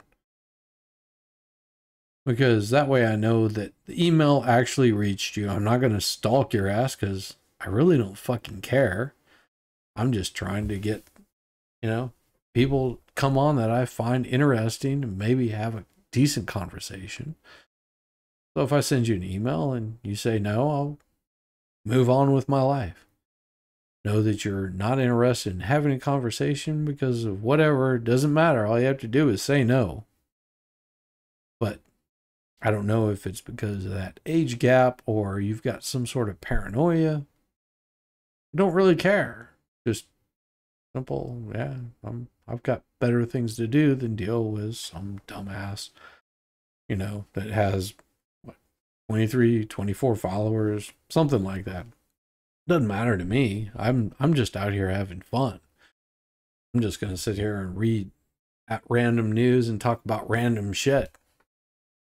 You know, I've got people that are happy to come on, and whenever they come on, we have great conversations, and it's that's all I'm after. Just some good conversation, because me, primarily, I'm a recluse. I have no problem performing in front of a crowd. I'm happy to sit down and play music. Hands allow it that particular night. Generally, they won't. But I'm just all about having some conversation. Maybe I'll build up an audience. By the time that I hit however many followers that I hit, I'll probably be ready to retire, and nobody will remember me in the annals of time. Annals, whatever. I'm not worried about that. I've already made my mark in history. Married a lovely woman. Happy to be with her. I don't have to stream. I do it because it's enjoyable. It gives me a nice release from whatever bullshit that I might have had going on previous day. Somebody might find my story later on, millions of years down the road, and go, look at this fucking kook. I don't care. It doesn't matter. It makes me feel a little bit better about, you know, just existing. So, like I said, if you're a content creator, reach out. Drop me an email. My email is in my name. I have a Twitter account. Pretty much what I do, either that or I shit post. Mostly shit post. Just don't care. I have a life. I have things that I enjoy doing. I do this out of fun because it is more interesting than sitting around and playing some stupid fucking video game. Although I still play those. Maybe I'll stream some of those again. Who knows? But if you like the content, hit like, subscribe. If you want to be on here sometime, all you got to do is just drop me an email. I just like conversation with people. Always really good to get a good outlook on what somebody else has going on in their life. Maybe learn something new. Find out something about somebody in another part of the world that has their own bullshit that's going on. Maybe I help someone out. Don't really care. Actually, I would care. If I'm helping somebody out, well, cheers to you. I will be on again tomorrow. I will run a stream again tomorrow. We'll see how it goes. Had some weird stuff going on with my computer today where a mouse would only work half the time. Interesting. But my age, do you expect too much more to go wrong. Things just break and stop working randomly. Weird, but happens. So until I see you tomorrow, which I'm sure that if you watch this tonight, you may see it tomorrow. Maybe I will run a long stream tomorrow. I might just do a really long stream tomorrow because it's right before the new year. When the new year kicks off, and it is a brand new year. I'm going to be right here. My wife, of course, will be snoozing because that's what she does on New Year's. She's usually in bed pretty damn early. I'm the night owl. But until then, we'll say you're probably watching this. All of it is gone by. I've got 0 viewers for my live stream. And it's just the timing that I have. But tomorrow is a new day. I think I will dinner with my wife tomorrow. I think I'm doing ribs tomorrow. Something like that. But after I do my food up, and I've enjoyed time with my lovely wife, then I will come down to my basement. Not my mother's basement, it's my basement. I will come down to my basement, to my quiet solitude. I will unwind with a bullshit game. And then I will come on here and I will talk shit. Ring in the new year. So, you're welcome to join me in that. Looks like I may have StreamYard up and running tomorrow. I may just tomorrow go ahead and outright purchase a short period of time where I have unlimited amount of streaming. There's a few edits that I need to make because I like the amount of, is it right there? I like the amount of screen that I have here. And for whatever reason, StreamYard zooms out way more, gives more information about the shit that's going on behind me. Pardon me. But I've got this beautiful collection of musical instruments around me. You can probably see one right back there. Right there is an Epiphone bass. I've got a Maestro bass. Telecaster. There. Right there. That's my Telecaster. That right there is my Ampeg bass amp. Right below that is a Music Man 15-inch scoop. So if you know anything about musical instruments, you'll know that these are really fun. The only thing is if I decide to start playing them in the wee hours of the morning, that would really piss off my wife. Because, like I said, she likes to go to sleep early.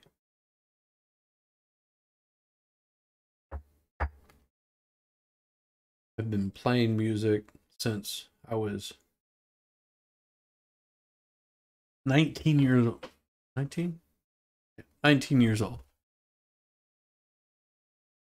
Picked up a guitar at 19. Entered a battle of the bands the next week. And I couldn't play a lick of music. Seriously, I couldn't play a lick of music. I couldn't strum, I couldn't string, I couldn't tell you if I was even in key. I did it because one of my friends was like, "Hey, that sounds pretty good. I like the way you play." Well, I just grabbed up some random guitar, plugged it into some random app, threw a whole bunch of effects on it, made a bunch of noise, and made a complete ass of myself. About 15 minutes. That's it. 15 minutes.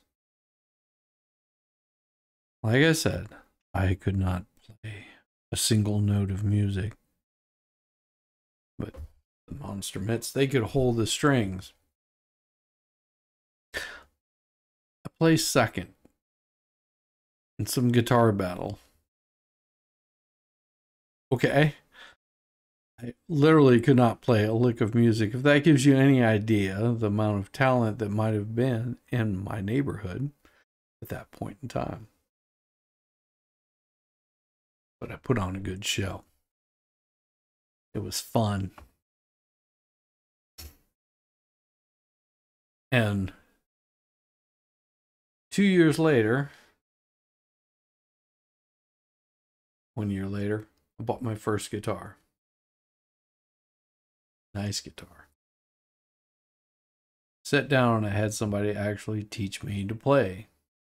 They started teaching me simple chords. Yeah, but I want to do the Yngwie Malmsteen. I want to be Eddie Van Halen. They were like, yeah, you're not there. You've got a lot more to learn. So he sat down and he taught me some music theory, which I didn't retain because, well, drugs and alcohol do that to you in your younger days. Drugs are bad, okay?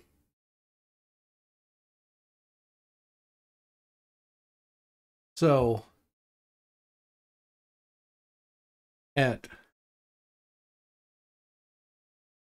a certain point, I decided that I wanted to play bass guitar. Well, I ended up with that one over there. Oh, one right there. Right there. So, a friend of mine said, hey, I'm a guitar player. I need a bass player. Handed me a bass. That was about 2 years later. And I learned to play some bass. Guess what? This little white boy, not so little. But anyhow, I learned how to play some bass. Was I good? Fuck no. I was horrible. I was bad at it. But rhythm, all that was needed for this particular band was to be able to play a little bit of rhythm.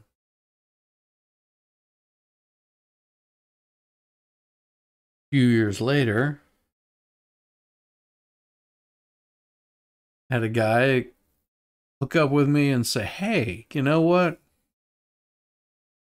I heard you can play some guitar. I was like, yeah, I can play some guitar. Well, I got this other guitar player, or I've got a drummer, and I'm playing keys.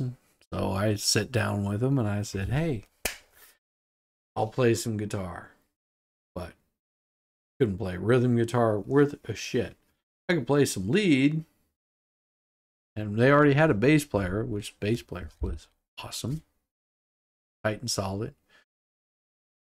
And then the keyboard player bailed out. So I had a drummer, I had a bass player, and it had me on guitar. Did an open mic at some random place. And the people lost their shit over it. I actually, that Telecaster that I've got back there has a nice little mark on the top of it because at the Black Horse Tavern in Virginia Highlands, ceiling was really low.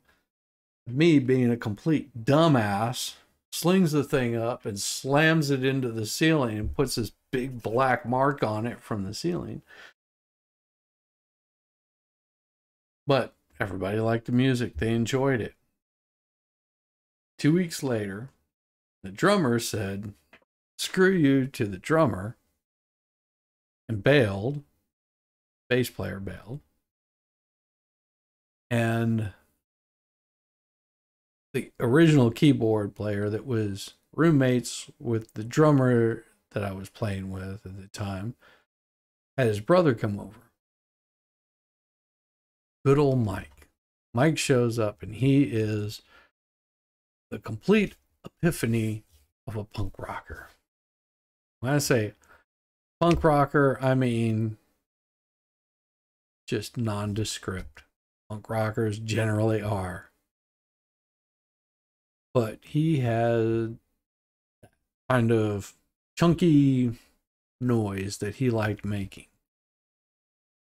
Like, huh, cool.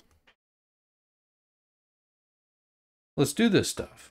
I'll play some bass, you play some guitar, we'll get this other guy in there playing some drums.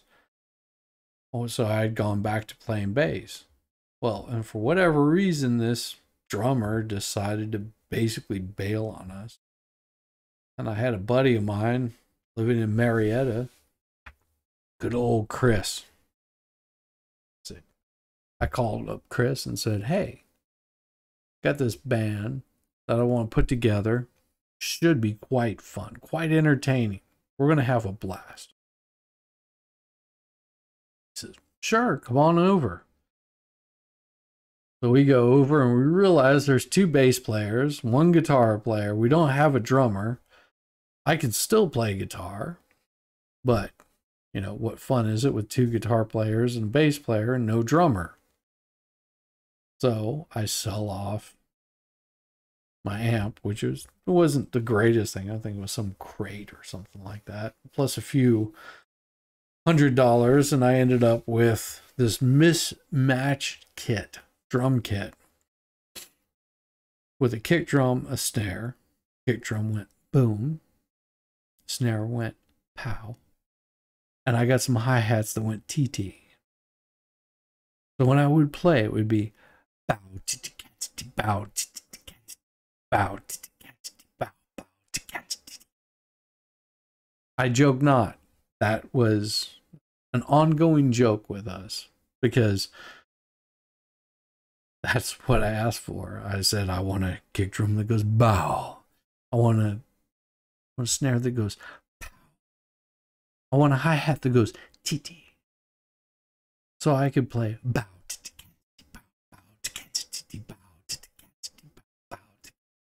Sorry. Bad joke.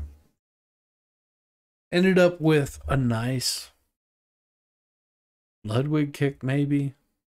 And it was god awful. Had this leather strapping that was coming apart, or it was some vinyl or something. So, you know, being a bunch of young, dumb, we decided to spray paint those things. And I think they were like white and orange and green and purple and god awful colors. But it didn't matter because the drums were tuned up and they sounded pretty damn decent.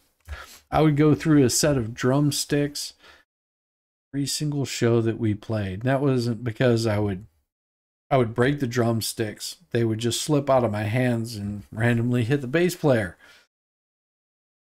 It didn't matter where he was standing. He was always going to get hit with a drumstick. And it was fast. It was, I would be worn out after a good half hour of playing because it was like running in place. If you've ever played drums, I will tell you that you're basically running in place. It is a workout. I did that for about 2 years playing with this band. It was a little bit difficult to get it off, but you know, you do 2 years, you do multiple shows at various places. Nobody's really interested in what you have to say. Fun is whenever you do a show for PETA, you know, the people eating tasty animals. And that's what we would say at the show. I don't think they were quite impressed with us, but we didn't care because we didn't ask for that show. They were just like, we need somebody to come in and fill this show. We said, sure. So we made that joke. People eating tasty animals. Quite funny at the time. That might have been our downfall. But we persevered. And about a year later, realizing we just weren't getting any gigs, just sort of everybody was like, yeah, I'm sort of burned out, and sort of went our own separate ways. Well, it might have been the days of doing mushrooms or whatever kind of stuff happened back in the 90s. And there might have been a little bit of drug use, there might have been a little bit of alcohol abuse, might have been just blown eardrums or just not really giving a shit. We had a good time. At that point in time, work comes along, because you have to actually keep on working, because you're not going to be able to feed yourself unless you have some sort of job, unless mommy or daddy or, God forbid, some rich girlfriend just happens to be taking care of you, which was not uncommon in our situations, that we would find a nice little sugar mama, provide her with what she needed, she would provide us with what we needed, and we might be able to make a few dollars playing music.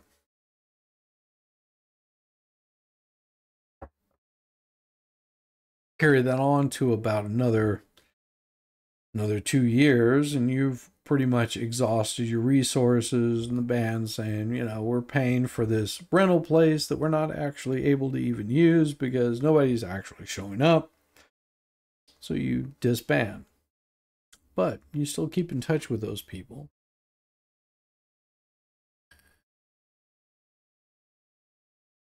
Meantime, you know what? I think I'm going to make a little bit more of a go at it. Matured. Maturity. Wonderful thing. You should try it sometime. So I matured up a little bit. And I talked to somebody that I ran into whenever I was delivering pizzas. And you have to understand, delivering pizzas was pretty lucrative. Whenever you're paying 87 cents a gallon for gasoline, that ain't nothing. And you could turn around and pull in $300 a night delivering pizza. Count me in. That's what I was doing. Setting that money aside, and my rent, and my dues. Or so I thought. So, talked to one of these guys that I happen to be out on a round with. Like, oh, you play music? Yeah. You should come by. Come by, sit down, play a few notes. Have a good time. I run this open mic at this specific place. Should be cool. So I show up. Sit down. Guy pulls out and says, hey, let's do this song. Sure. Sit down, play some bass. Only because, well, there was 100 guitar players there and no bass players, no drummers. So I ended up playing quite a few songs because there's no other bass players. Go figure. So, nice little local band says, hey, are you playing with anybody? Sort of like what you're doing. We need a bass player. Sure. Play some bass. I end up hooking up with these guys and sitting down and playing some bass. And guess what? They hand me an album with a bass player that is miles beyond what I'm capable of doing. This guy's playing a 8-string or a 6-string, 8-string bass, and he's got chops that I cannot even compete with. This guy has talent. I can't play this. I really can't play this. This is far beyond my even ability to comprehend. I'm listening to it and they stop. Like, we don't want you to play it like this guy plays it. We want you to play it like you would play it. Put your own spin on it. Cool deal. I put my spin on it. That band lasted for many years. We went through Connecticut, played a really big show in Connecticut, opened for Steppenwolf. We played multiple bars all across the Southeast. And at one point I was just going, there's something more that we need to be doing. Of course, you've got one of the band members is a musician or a teacher. So he's not too interested in doing anything outside of his comfort zone. You've got another one that he's just freshly married and he's wanting to basically start a new career, a new life, and he's a little bit focused on that. Not saying that they're bad musicians or they're not interested in it. It's just, their goals of achievement are a little bit beyond what I want to be doing. Okay, well, at some point in time, I'm just like, we're going to go a different direction. Okay. A little bit heartbreaking. My heart broke over that one. But that was a good many years that I played with those folks, and I enjoyed every minute of it, and I do not regret a single bit of it. Even the breakup with the band was cordial. It was just sort of one of those where, we're going to go a different direction. Okay, well, let's go the different directions, and we move on with life. Actually, one of them did some work for me that I paid him to do. Awesome woodworker, much better than I. Restores antique furniture, and I would always promote him to do that kind of work. Except he doesn't know that I do these kind of shows, so I will not name him out. Ira worked with the Jews. Evil Jews. They were actually really good guys. Drummer headed off to go do his own thing. Good lead guitar player headed off to do his own thing. Just a big separation of musical talent. Not that it was bad music. We could actually draw a crowd, but it wasn't what they were wanting to do. So we all moved our separate ways. And I got a call probably a few years later that they wanted to do some local stuff here in Atlanta, which we did, and it was fun. We had a good time, learned a few new songs for it, and we ended up doing it a few years in a row. If you never played Freebird, the whole 13-minute version of it, then you are missing out, because it's quite entertaining to watch a crowd lose their shit over Freebird. Just saying. Maybe I'll pull it up sometime, because it's quite entertaining. Quite shitty, too, in points. Quite entertaining. So we did a couple of those. And in the meantime, talking about Mike calls me up and says, got this band, our bass player left. I know that you're big time now. Trust me, it wasn't big time. We're just local band, just chunking around. I want you to come play for us, because we need somebody to actually fill in this bass slot. I'm like, cool. So I sit down. I fill in their bass slot. We play some live shows, but I think they're intimidated by it. Their only way to deal with being in front of an audience is to drink a little bit. Too much. As it happens. But absolute blast. Some of the best songs that you would ever hear, with some of the greatest people that you would ever enjoy doing it with. Sat down, played some music, had the time of your life. And of course,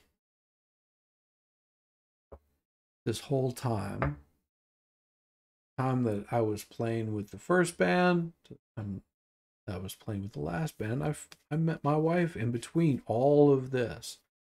And she didn't know that I was a musician. Actually, whenever my wife first saw me or knew about me, I was engaged to be married. Not to her, to another woman. Don't worry. This isn't a sad story. This is actually a good story. Place where I worked in a wonderful wood shop. It was called the Wood Shop. I now have the Junior Wood Shop, but it was Wood Shop. Very peaceful, calm, chill.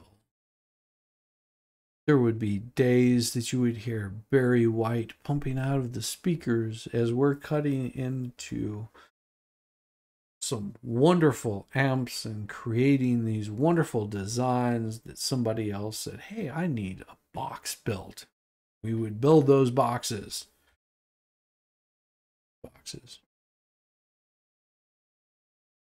Boss Dave, stoner, good thing, love stoners,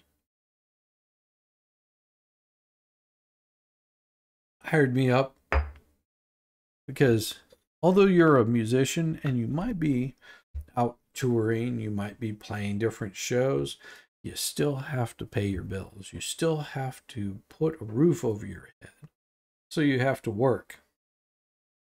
Trust me, you have to work. I'm making diddly ass money working for this guy, building B3 organs. One of his bandmates comes up to me and says, if you ever need a job, give me a call. Hands me his card. Wow, cool. What does this guy do for a living?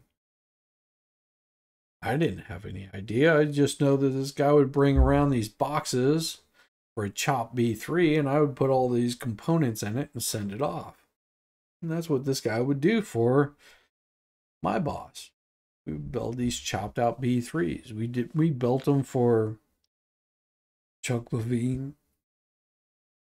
Did another one for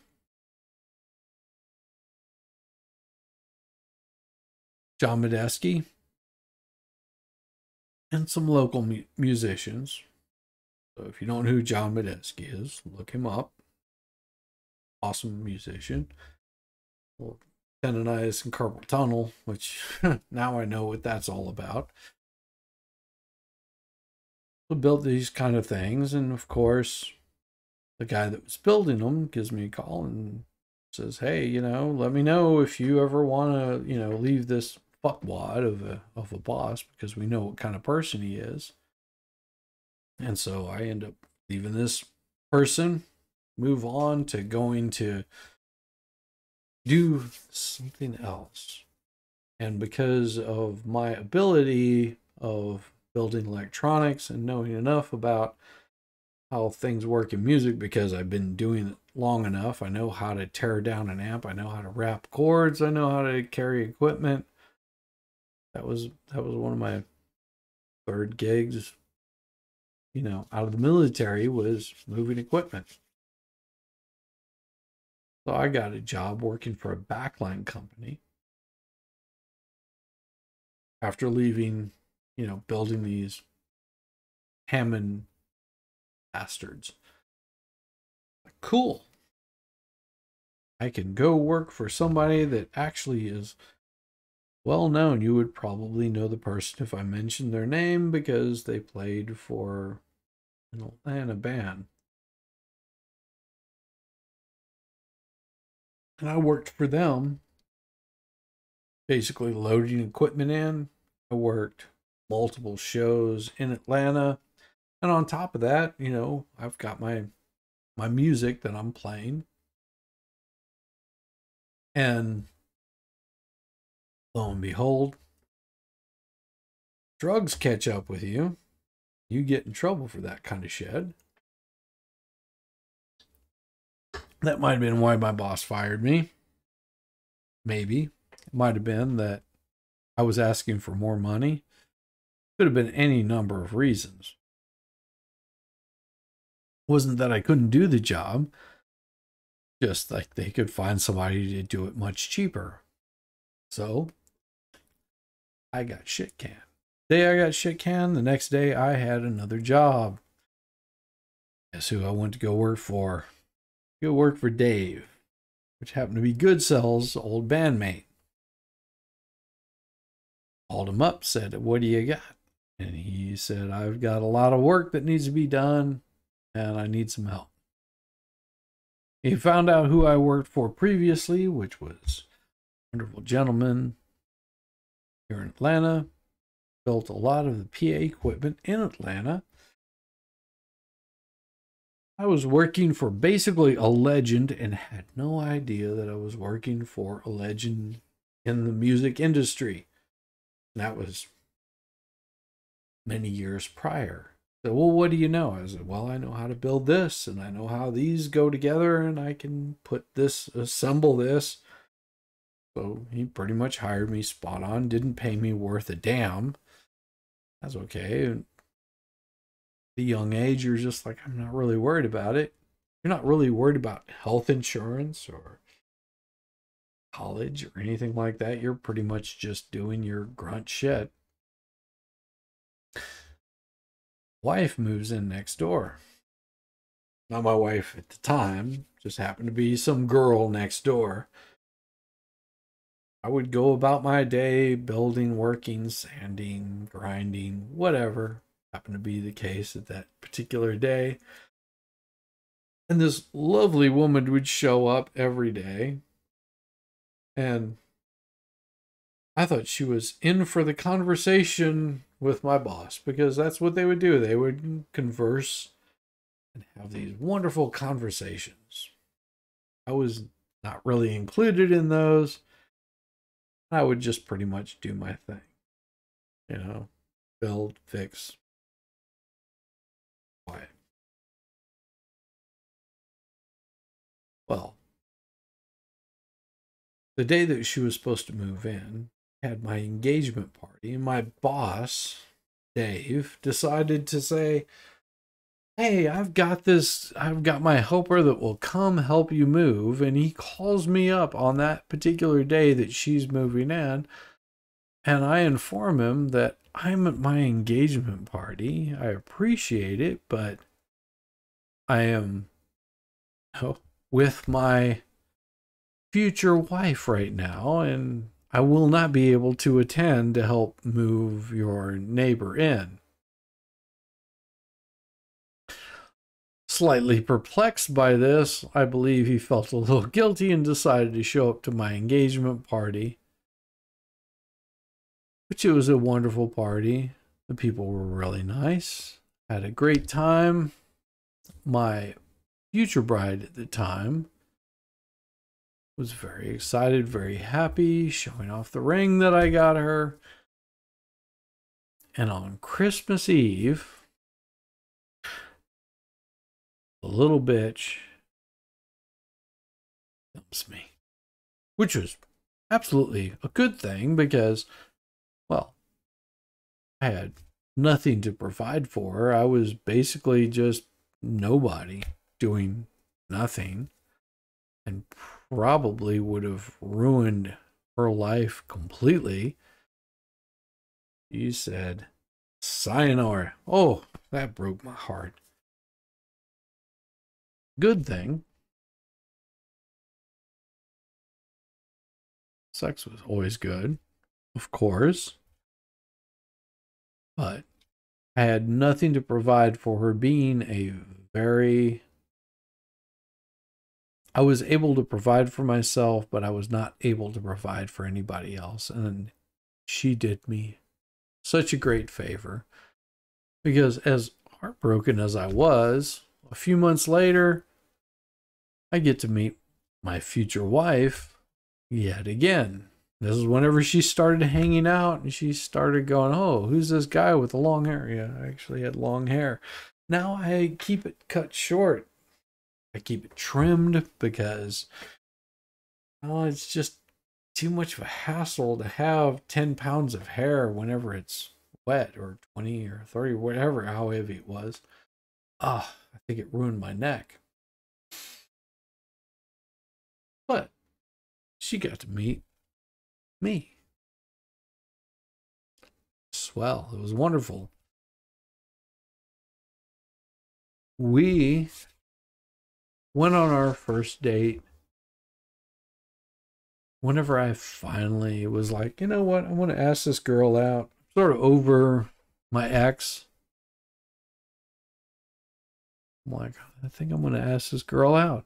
She seems like she's pretty cool. Sort of hang out during the day. We'll go out. Want to go catch a movie or something? She's just like, yeah, I do. That'd be great. Little did I know that she'd been eyeballing me every single day that I would come to work. She would be looking forward to it. She would actually run late to work to make sure that she got a glimpse of me. And then she would make sure that she got home early so she could get another glimpse of me at the end of the day before I'd be going home. I didn't know any of this until after we started dating. Maybe we were married at the time, whatever.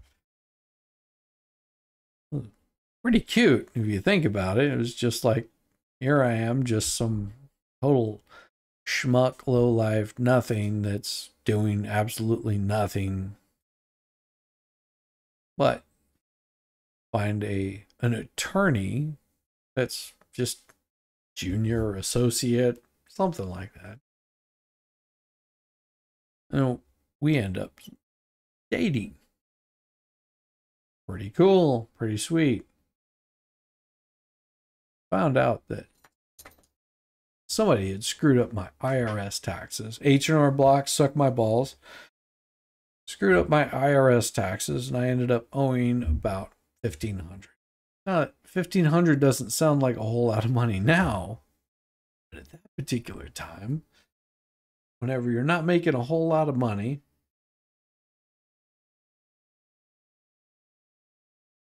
$1,500, you can't just pull out of your ass and say, here you go.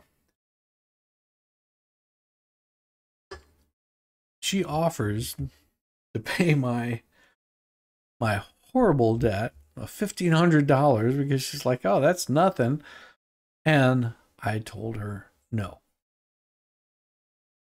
I was like, I am not going into any relationship where I owe any woman any sort of money at all. This is my debt. I'm taking care of it.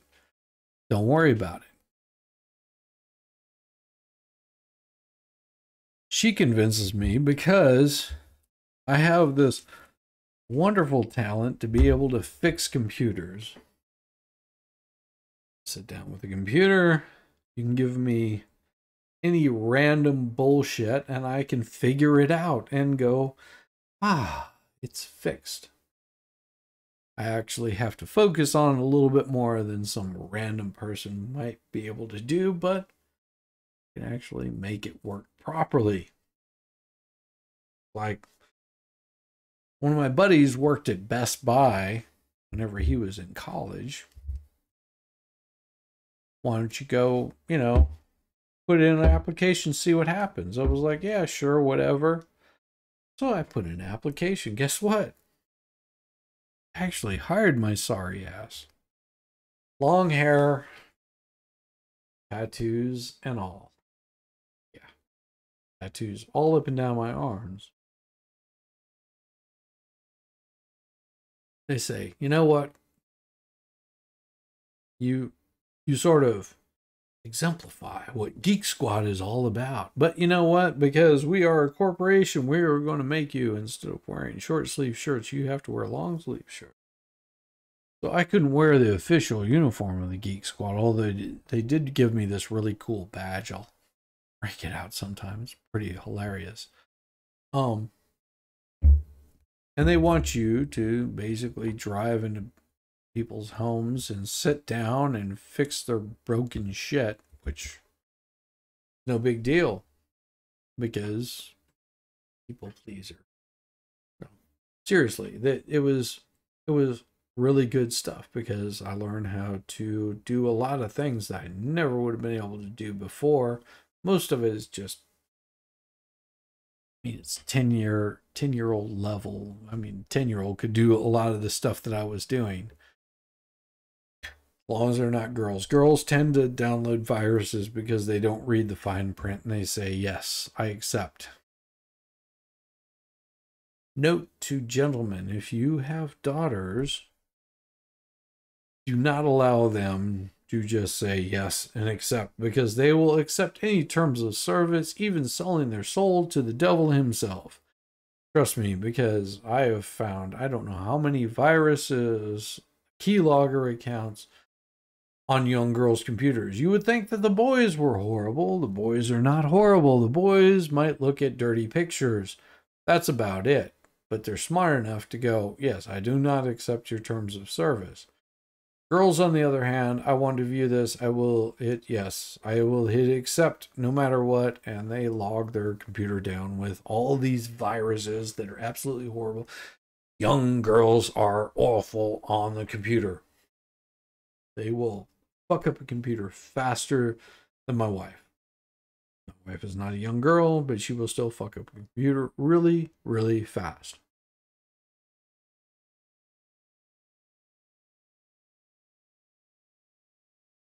I digress.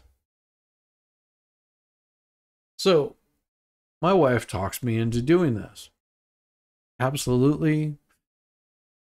I can make better money. I can have some sort of health insurance. So I go to work for this company. And in the process, we move in together. Ooh. Gets mysterious at this point. We move in together. Yes. She buys a house at the very top of the housing market. Because me, I can't afford shit. She can actually afford it. She's got good credit. My credit is non-existent. They don't even know who in the hell I am at this point in time. So she puts in money and buys a house at the top of the housing market, thinking this is going to be my perfect starter home. And guess what? The housing market tanks to shit. This is in 2008. It goes to absolute hell. So a house that she spent hundreds of thousands of dollars on ends up being worth about half that price. So much for a starter home. But she makes her payments on a regular basis, and whenever the time comes, she's able to readjust and get a lower interest rate and continues on making her payments. I continue on contributing to making the payments. My income is pretty decent. At some point, I get this wonderful offer from a nice local tech company that's doing something new and inventive, setting up these wireless radios that are going to shoot across. We could make Atlanta to Alabama in 2 jumps. Wireless radios, if you don't know about them, yes, they are radioactive, and yes, you will get very sick listening to those motherfuckers. But regardless of that, it is absolutely wonderful work. They're offering me a really good pay jump from where I was currently at. Not having to work as many hours. That's a lie. It was much more hours. And yes, it was much more learning. So I take the job. Unbeknownst to me, they were in works for somebody buying them out, so they were trying to make it look like they were bigger than they actually were. It was just a boutique company. And of course, several months later, they come to me and say, "We're letting you go." Just after they made this big sale to another company, because the other company is going to be doing that work for them now. The work that I was doing, the work that I was hired to do, now they don't need you anymore. We've got our own people that are going to handle this, and go pound dirt. But good thing is now I can collect unemployment. This is the first time in my life, at this point, close to 30 years of working, have I ever had to collect unemployment. It is not a pleasurable thing. It is not enjoyable by any means, shape, or form. You pay into it, but it pays worth shit. So I start collecting unemployment and I start looking for work. There's not too many people that want to hire in the kind of work that I am doing because, well, market for my kind of work is already being cornered. The only options that I have are to go back doing what I was doing in the first place or doing nothing at all. So I choose to do nothing at all. I basically just look for work and can't find any until one day say, you know what? It's time for me to go get an oil change on my car. And I pull my car into a local Pep Boys.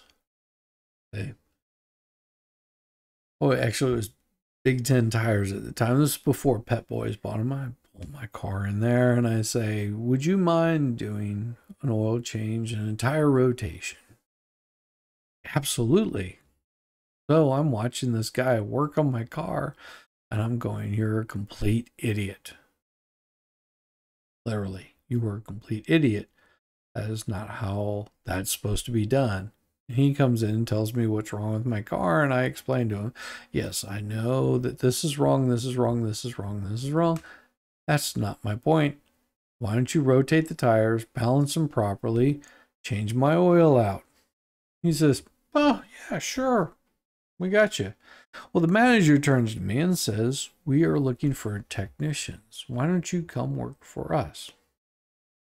You have to understand that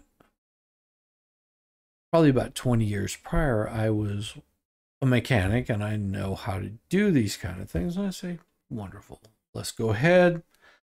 Let's tear this up. So I get hired on as just basically a laborer. My job is to rotate, balance tires, and do oil changes. But hey, it's work. Pays the bills, provides to the income of the family. So I end up working for this company, and they transfer me to another shop. The other shop needs a technician. Why don't you do this kind of work for us? Sure, I can do that. Are you going to pay me for what I'm worth? Sure, we'll give you this big bump. We'll give you this kind of raise. We'll pay you more. We'll give you better benefits. Good to me.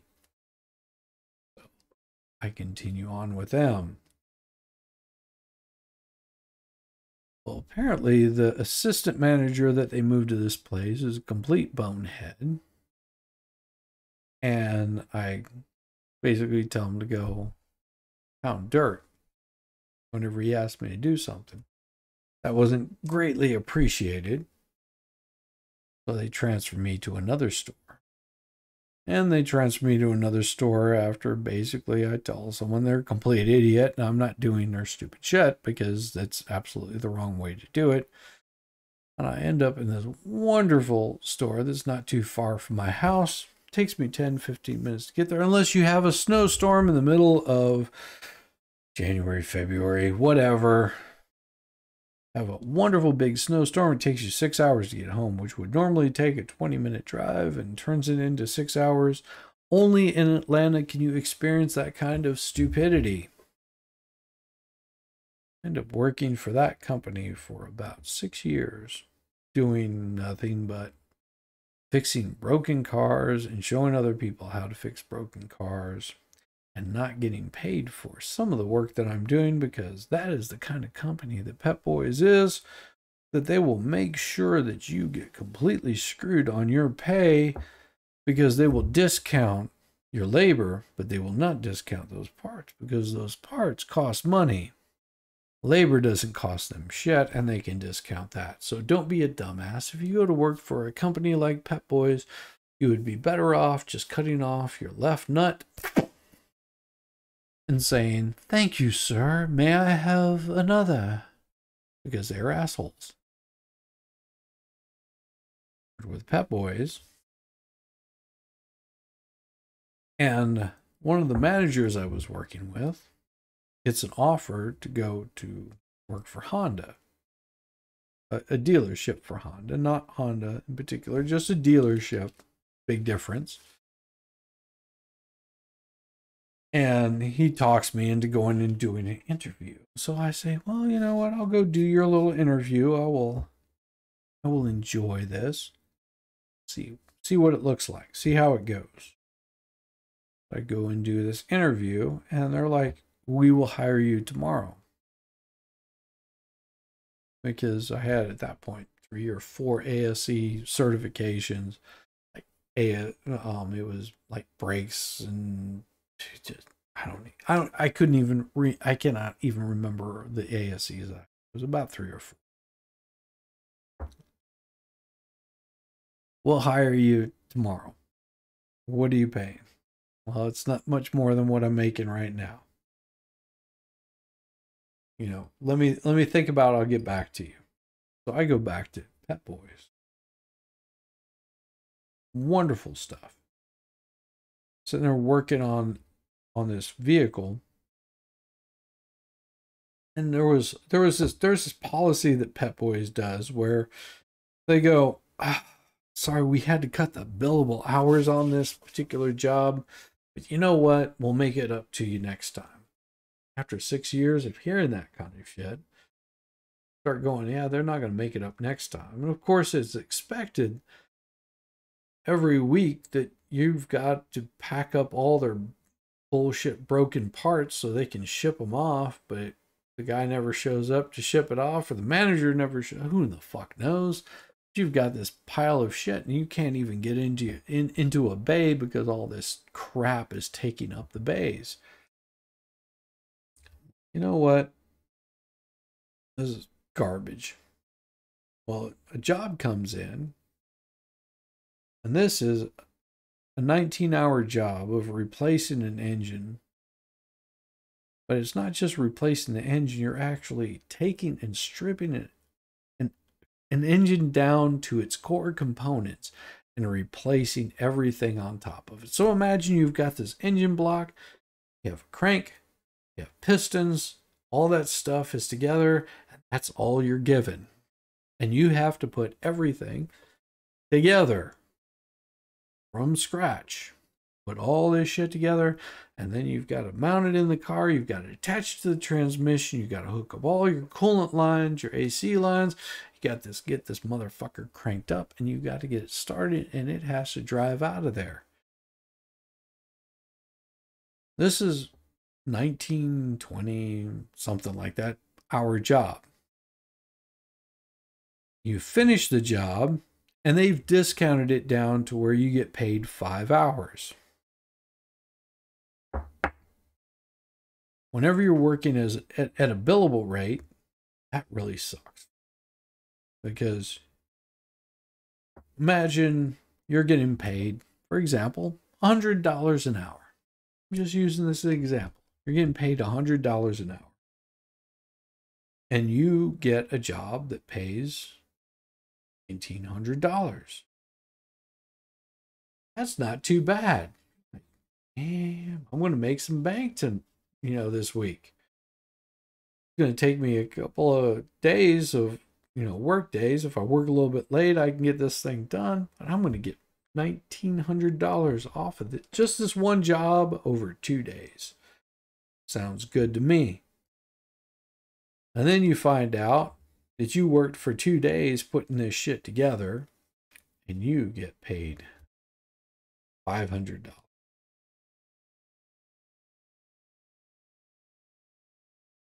Meantime, you had to turn down a whole bunch of other work or not do the other work because, well, you were busy cranking this thing out for 19 hours worth of work, and you're only getting paid for a quarter of that shit. And this ain't the first time it's happened. Because you know that transmissions you replaced on that car last week, power steering rack you placed on the car the week before, supposed to pay, 4 hours, you got paid an hour. You're really getting screwed. How does that feel? When you get that job that comes in, it's just, you turn to your assistant manager and you say, well, that job pays 19 hours. And he said, well, we had to discount the hours. I was like, well, you discounted about 90% of the hours, so how about you pay me the rest? We'll make it up to you. Yeah, you've been saying that for the past 3 years. How about you just put the hours on there? Pay me what I'm worth. If you want to give a discount, why don't you give a discount on that $3,000 engine? Give me the rest. That didn't quite float with those fuckerwads. So you know what I did? I went back to that Honda dealership and I said, you know what? I'll tell you what, I'll be happy to start next week if you want to pay me what I'm worth. That's what I did. Jumped in there. First day, they decided to set me down with a master tech. This is somebody that has actually gone through all of the schooling for Honda, and they consider him to be top tier. They know their stuff. Down and says, what we do, this is how we do it. Show me what you got. Cool. Show him what I got. Do the work. And little known to me that he's actually retiring the next week. But guess whose bay I'm inheriting for the next few years? Is this master tech that decides to leave working for Honda, which is a good thing because there's things that I have never done to a car that I'll probably never do again, but he taught me how to do them. So I spent 3 years in the crappiest bay and the crappiest conditions being frozen out, but you know what? The pay was good and they paid on time.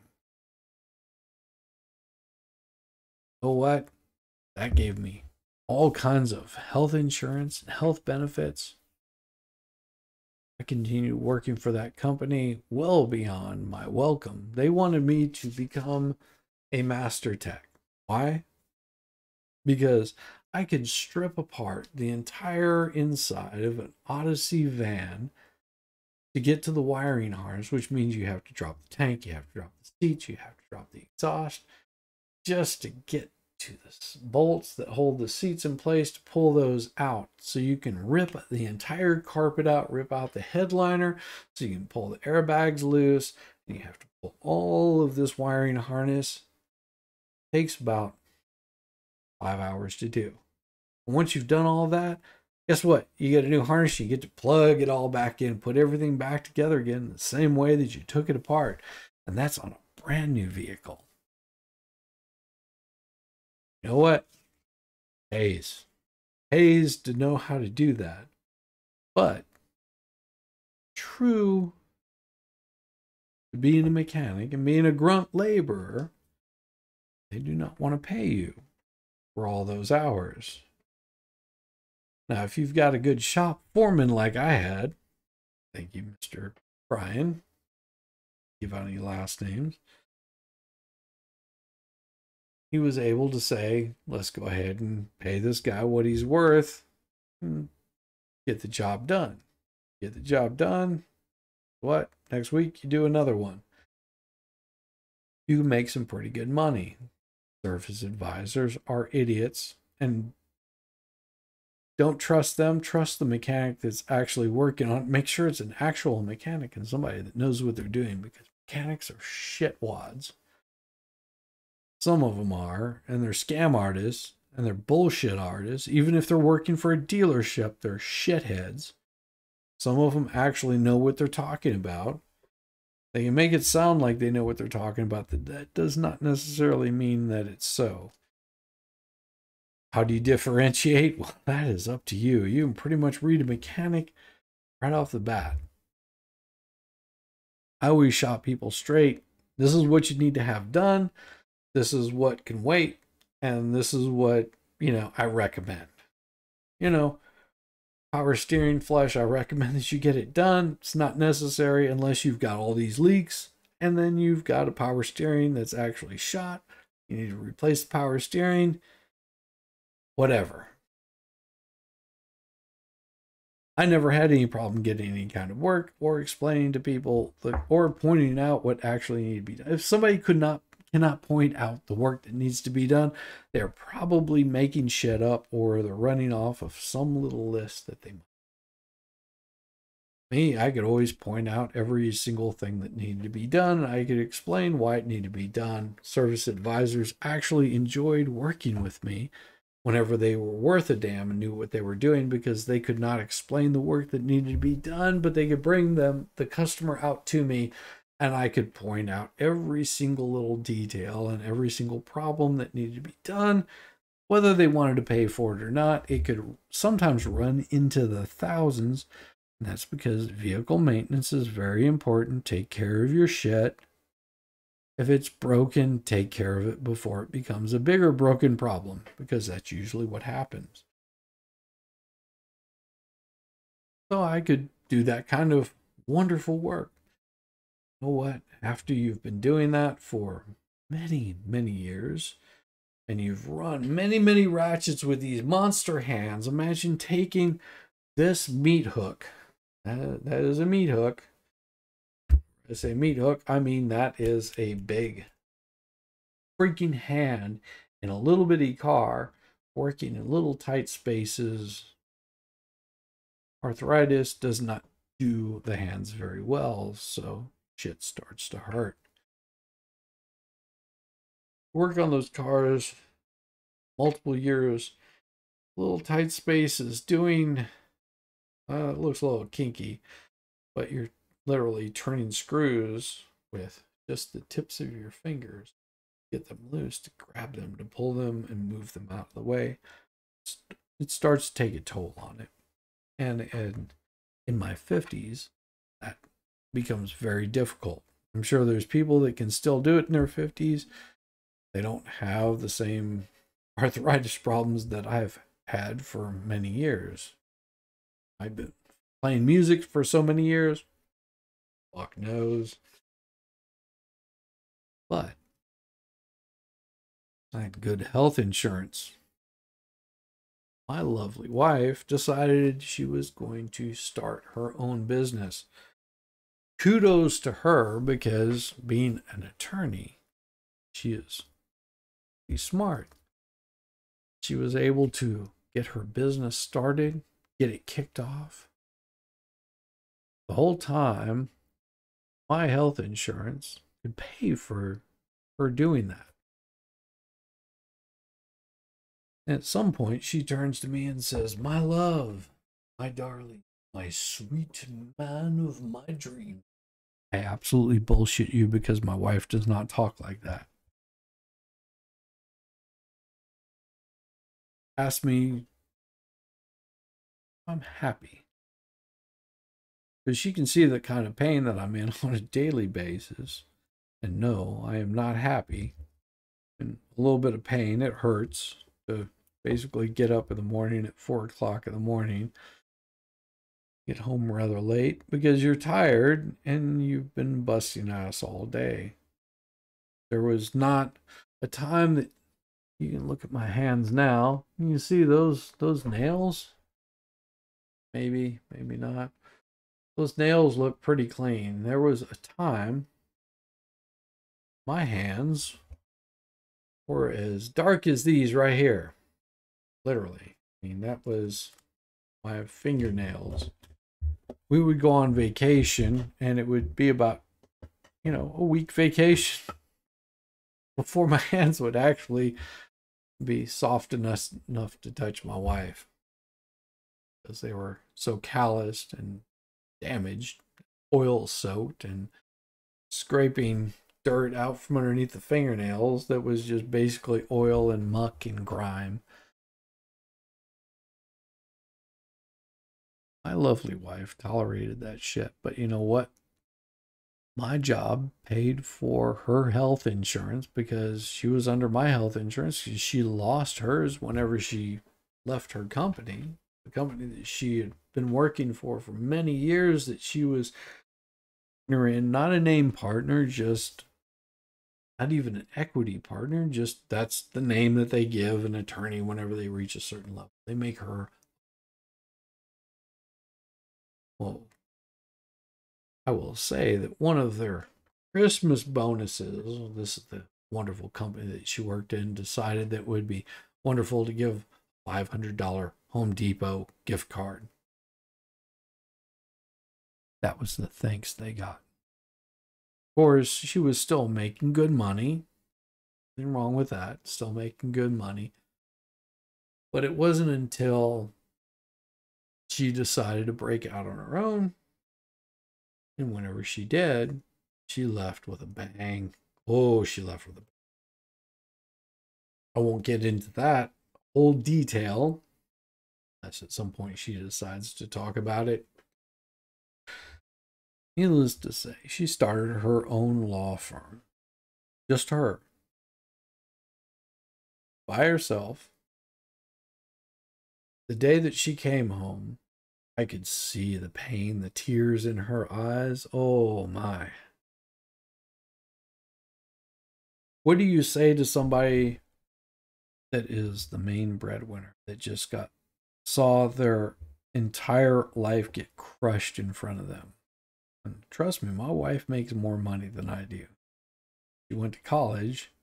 She actually studied. Actually applied herself. Me, I was a musician and a complete slack ass most of my life. Till it was too late to not be a slack ass anymore, and then everything hurts. So, she saw everything crush beneath her. Only thing that I could do was support her to be, to continue on. And whenever she would start feeling sorry for herself, tell her, no, we're not going there. We're not going down that route. You know what you need to do. Luckily, I managed to get a lot of her documents off of her computer before all that shit went down. Because I could see it coming. I've been in that position before. But regardless, she got all her LLC set up. She managed to get her business set up. She managed to get everything set up like she needed to within the first week. She had phone calls from multiple counties wanting her work to be done, wanting that work done for them. Because they knew the kind of work that she would do. They knew the kind of skill that she had. They knew that she was the one behind the scenes that wasn't getting the credit for it, was actually doing the work. Called her up. First year, she pulled in a great amount of money. It wasn't double the salary that she was making. Of course, she got to pay taxes and all that stuff, but literally, after all that stuff was done, she was making double the salary. I had already told her years before that she needed to do it, but she was like, no, this is stable work. I am not one to push anybody in any sort of direction unless it's off of a cliff. So, first year she did really good. Next year, she was doing really good, but she was needing some help. I asked, would you like me to sit down and work for you? Yeah, what do you know? You're good to look at, but that's about it. You know, you fix the broken things around the house, you fix cars. What are you able to do? Like, well, I can figure it out.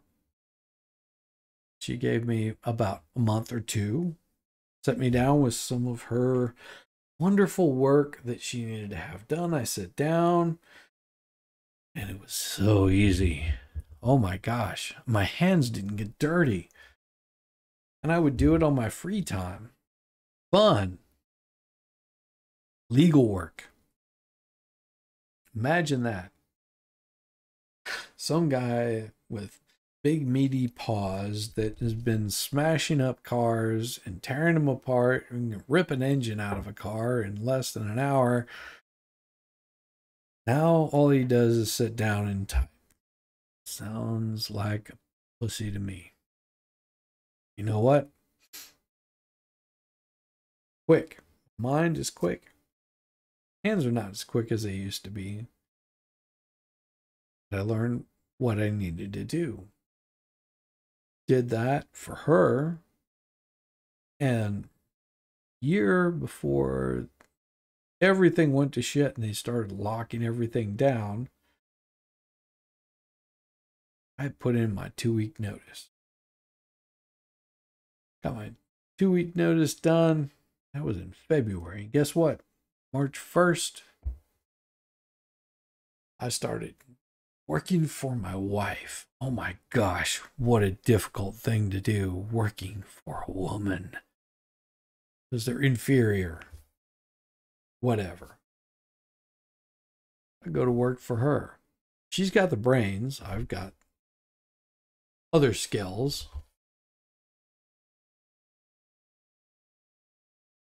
Everything gets shut down. She was looking to hire somebody. Me, I'm looking to basically retire because I'm broken. Broken beyond broken. That's what I end up doing, just getting sucked into doing all of this legal kind of documents and all this kind of legal work that I've never seen before. But she's a good teacher. She knows how things need to be written, presented before the court. So if I ever have a question, I turn to her and say, "What do you have for me, boss?" She gets a kick out of it. It's quite funny. On my free time, you know what I do? I use the big meaty paws to build shit, to fix everything that gets broken.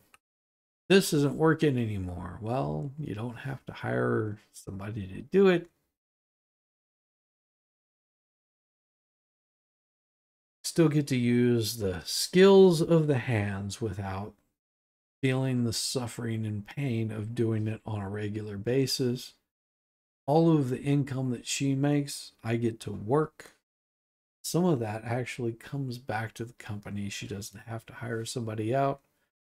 My insurance covered the first year of her job, and now my skills cover the rest of the years of her until she's ready to retire. What do I get from it or for it? Get time with my wife. I get to do something that I never would have imagined coming from born a poor black man. Kidding. Where am I?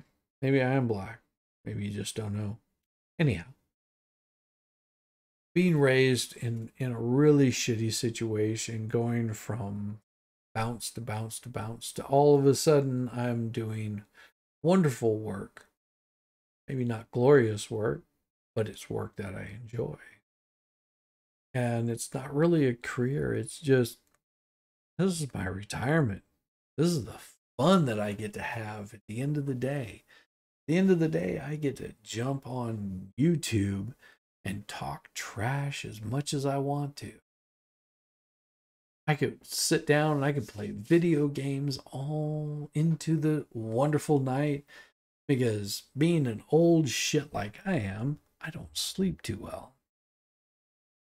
Not sleeping too well. I am going to take just a short bio break because I've had plenty of alcohol. Plenty of alcohol. And of course, at this point in time, I am going to transition into a wonderful Rich the Bear.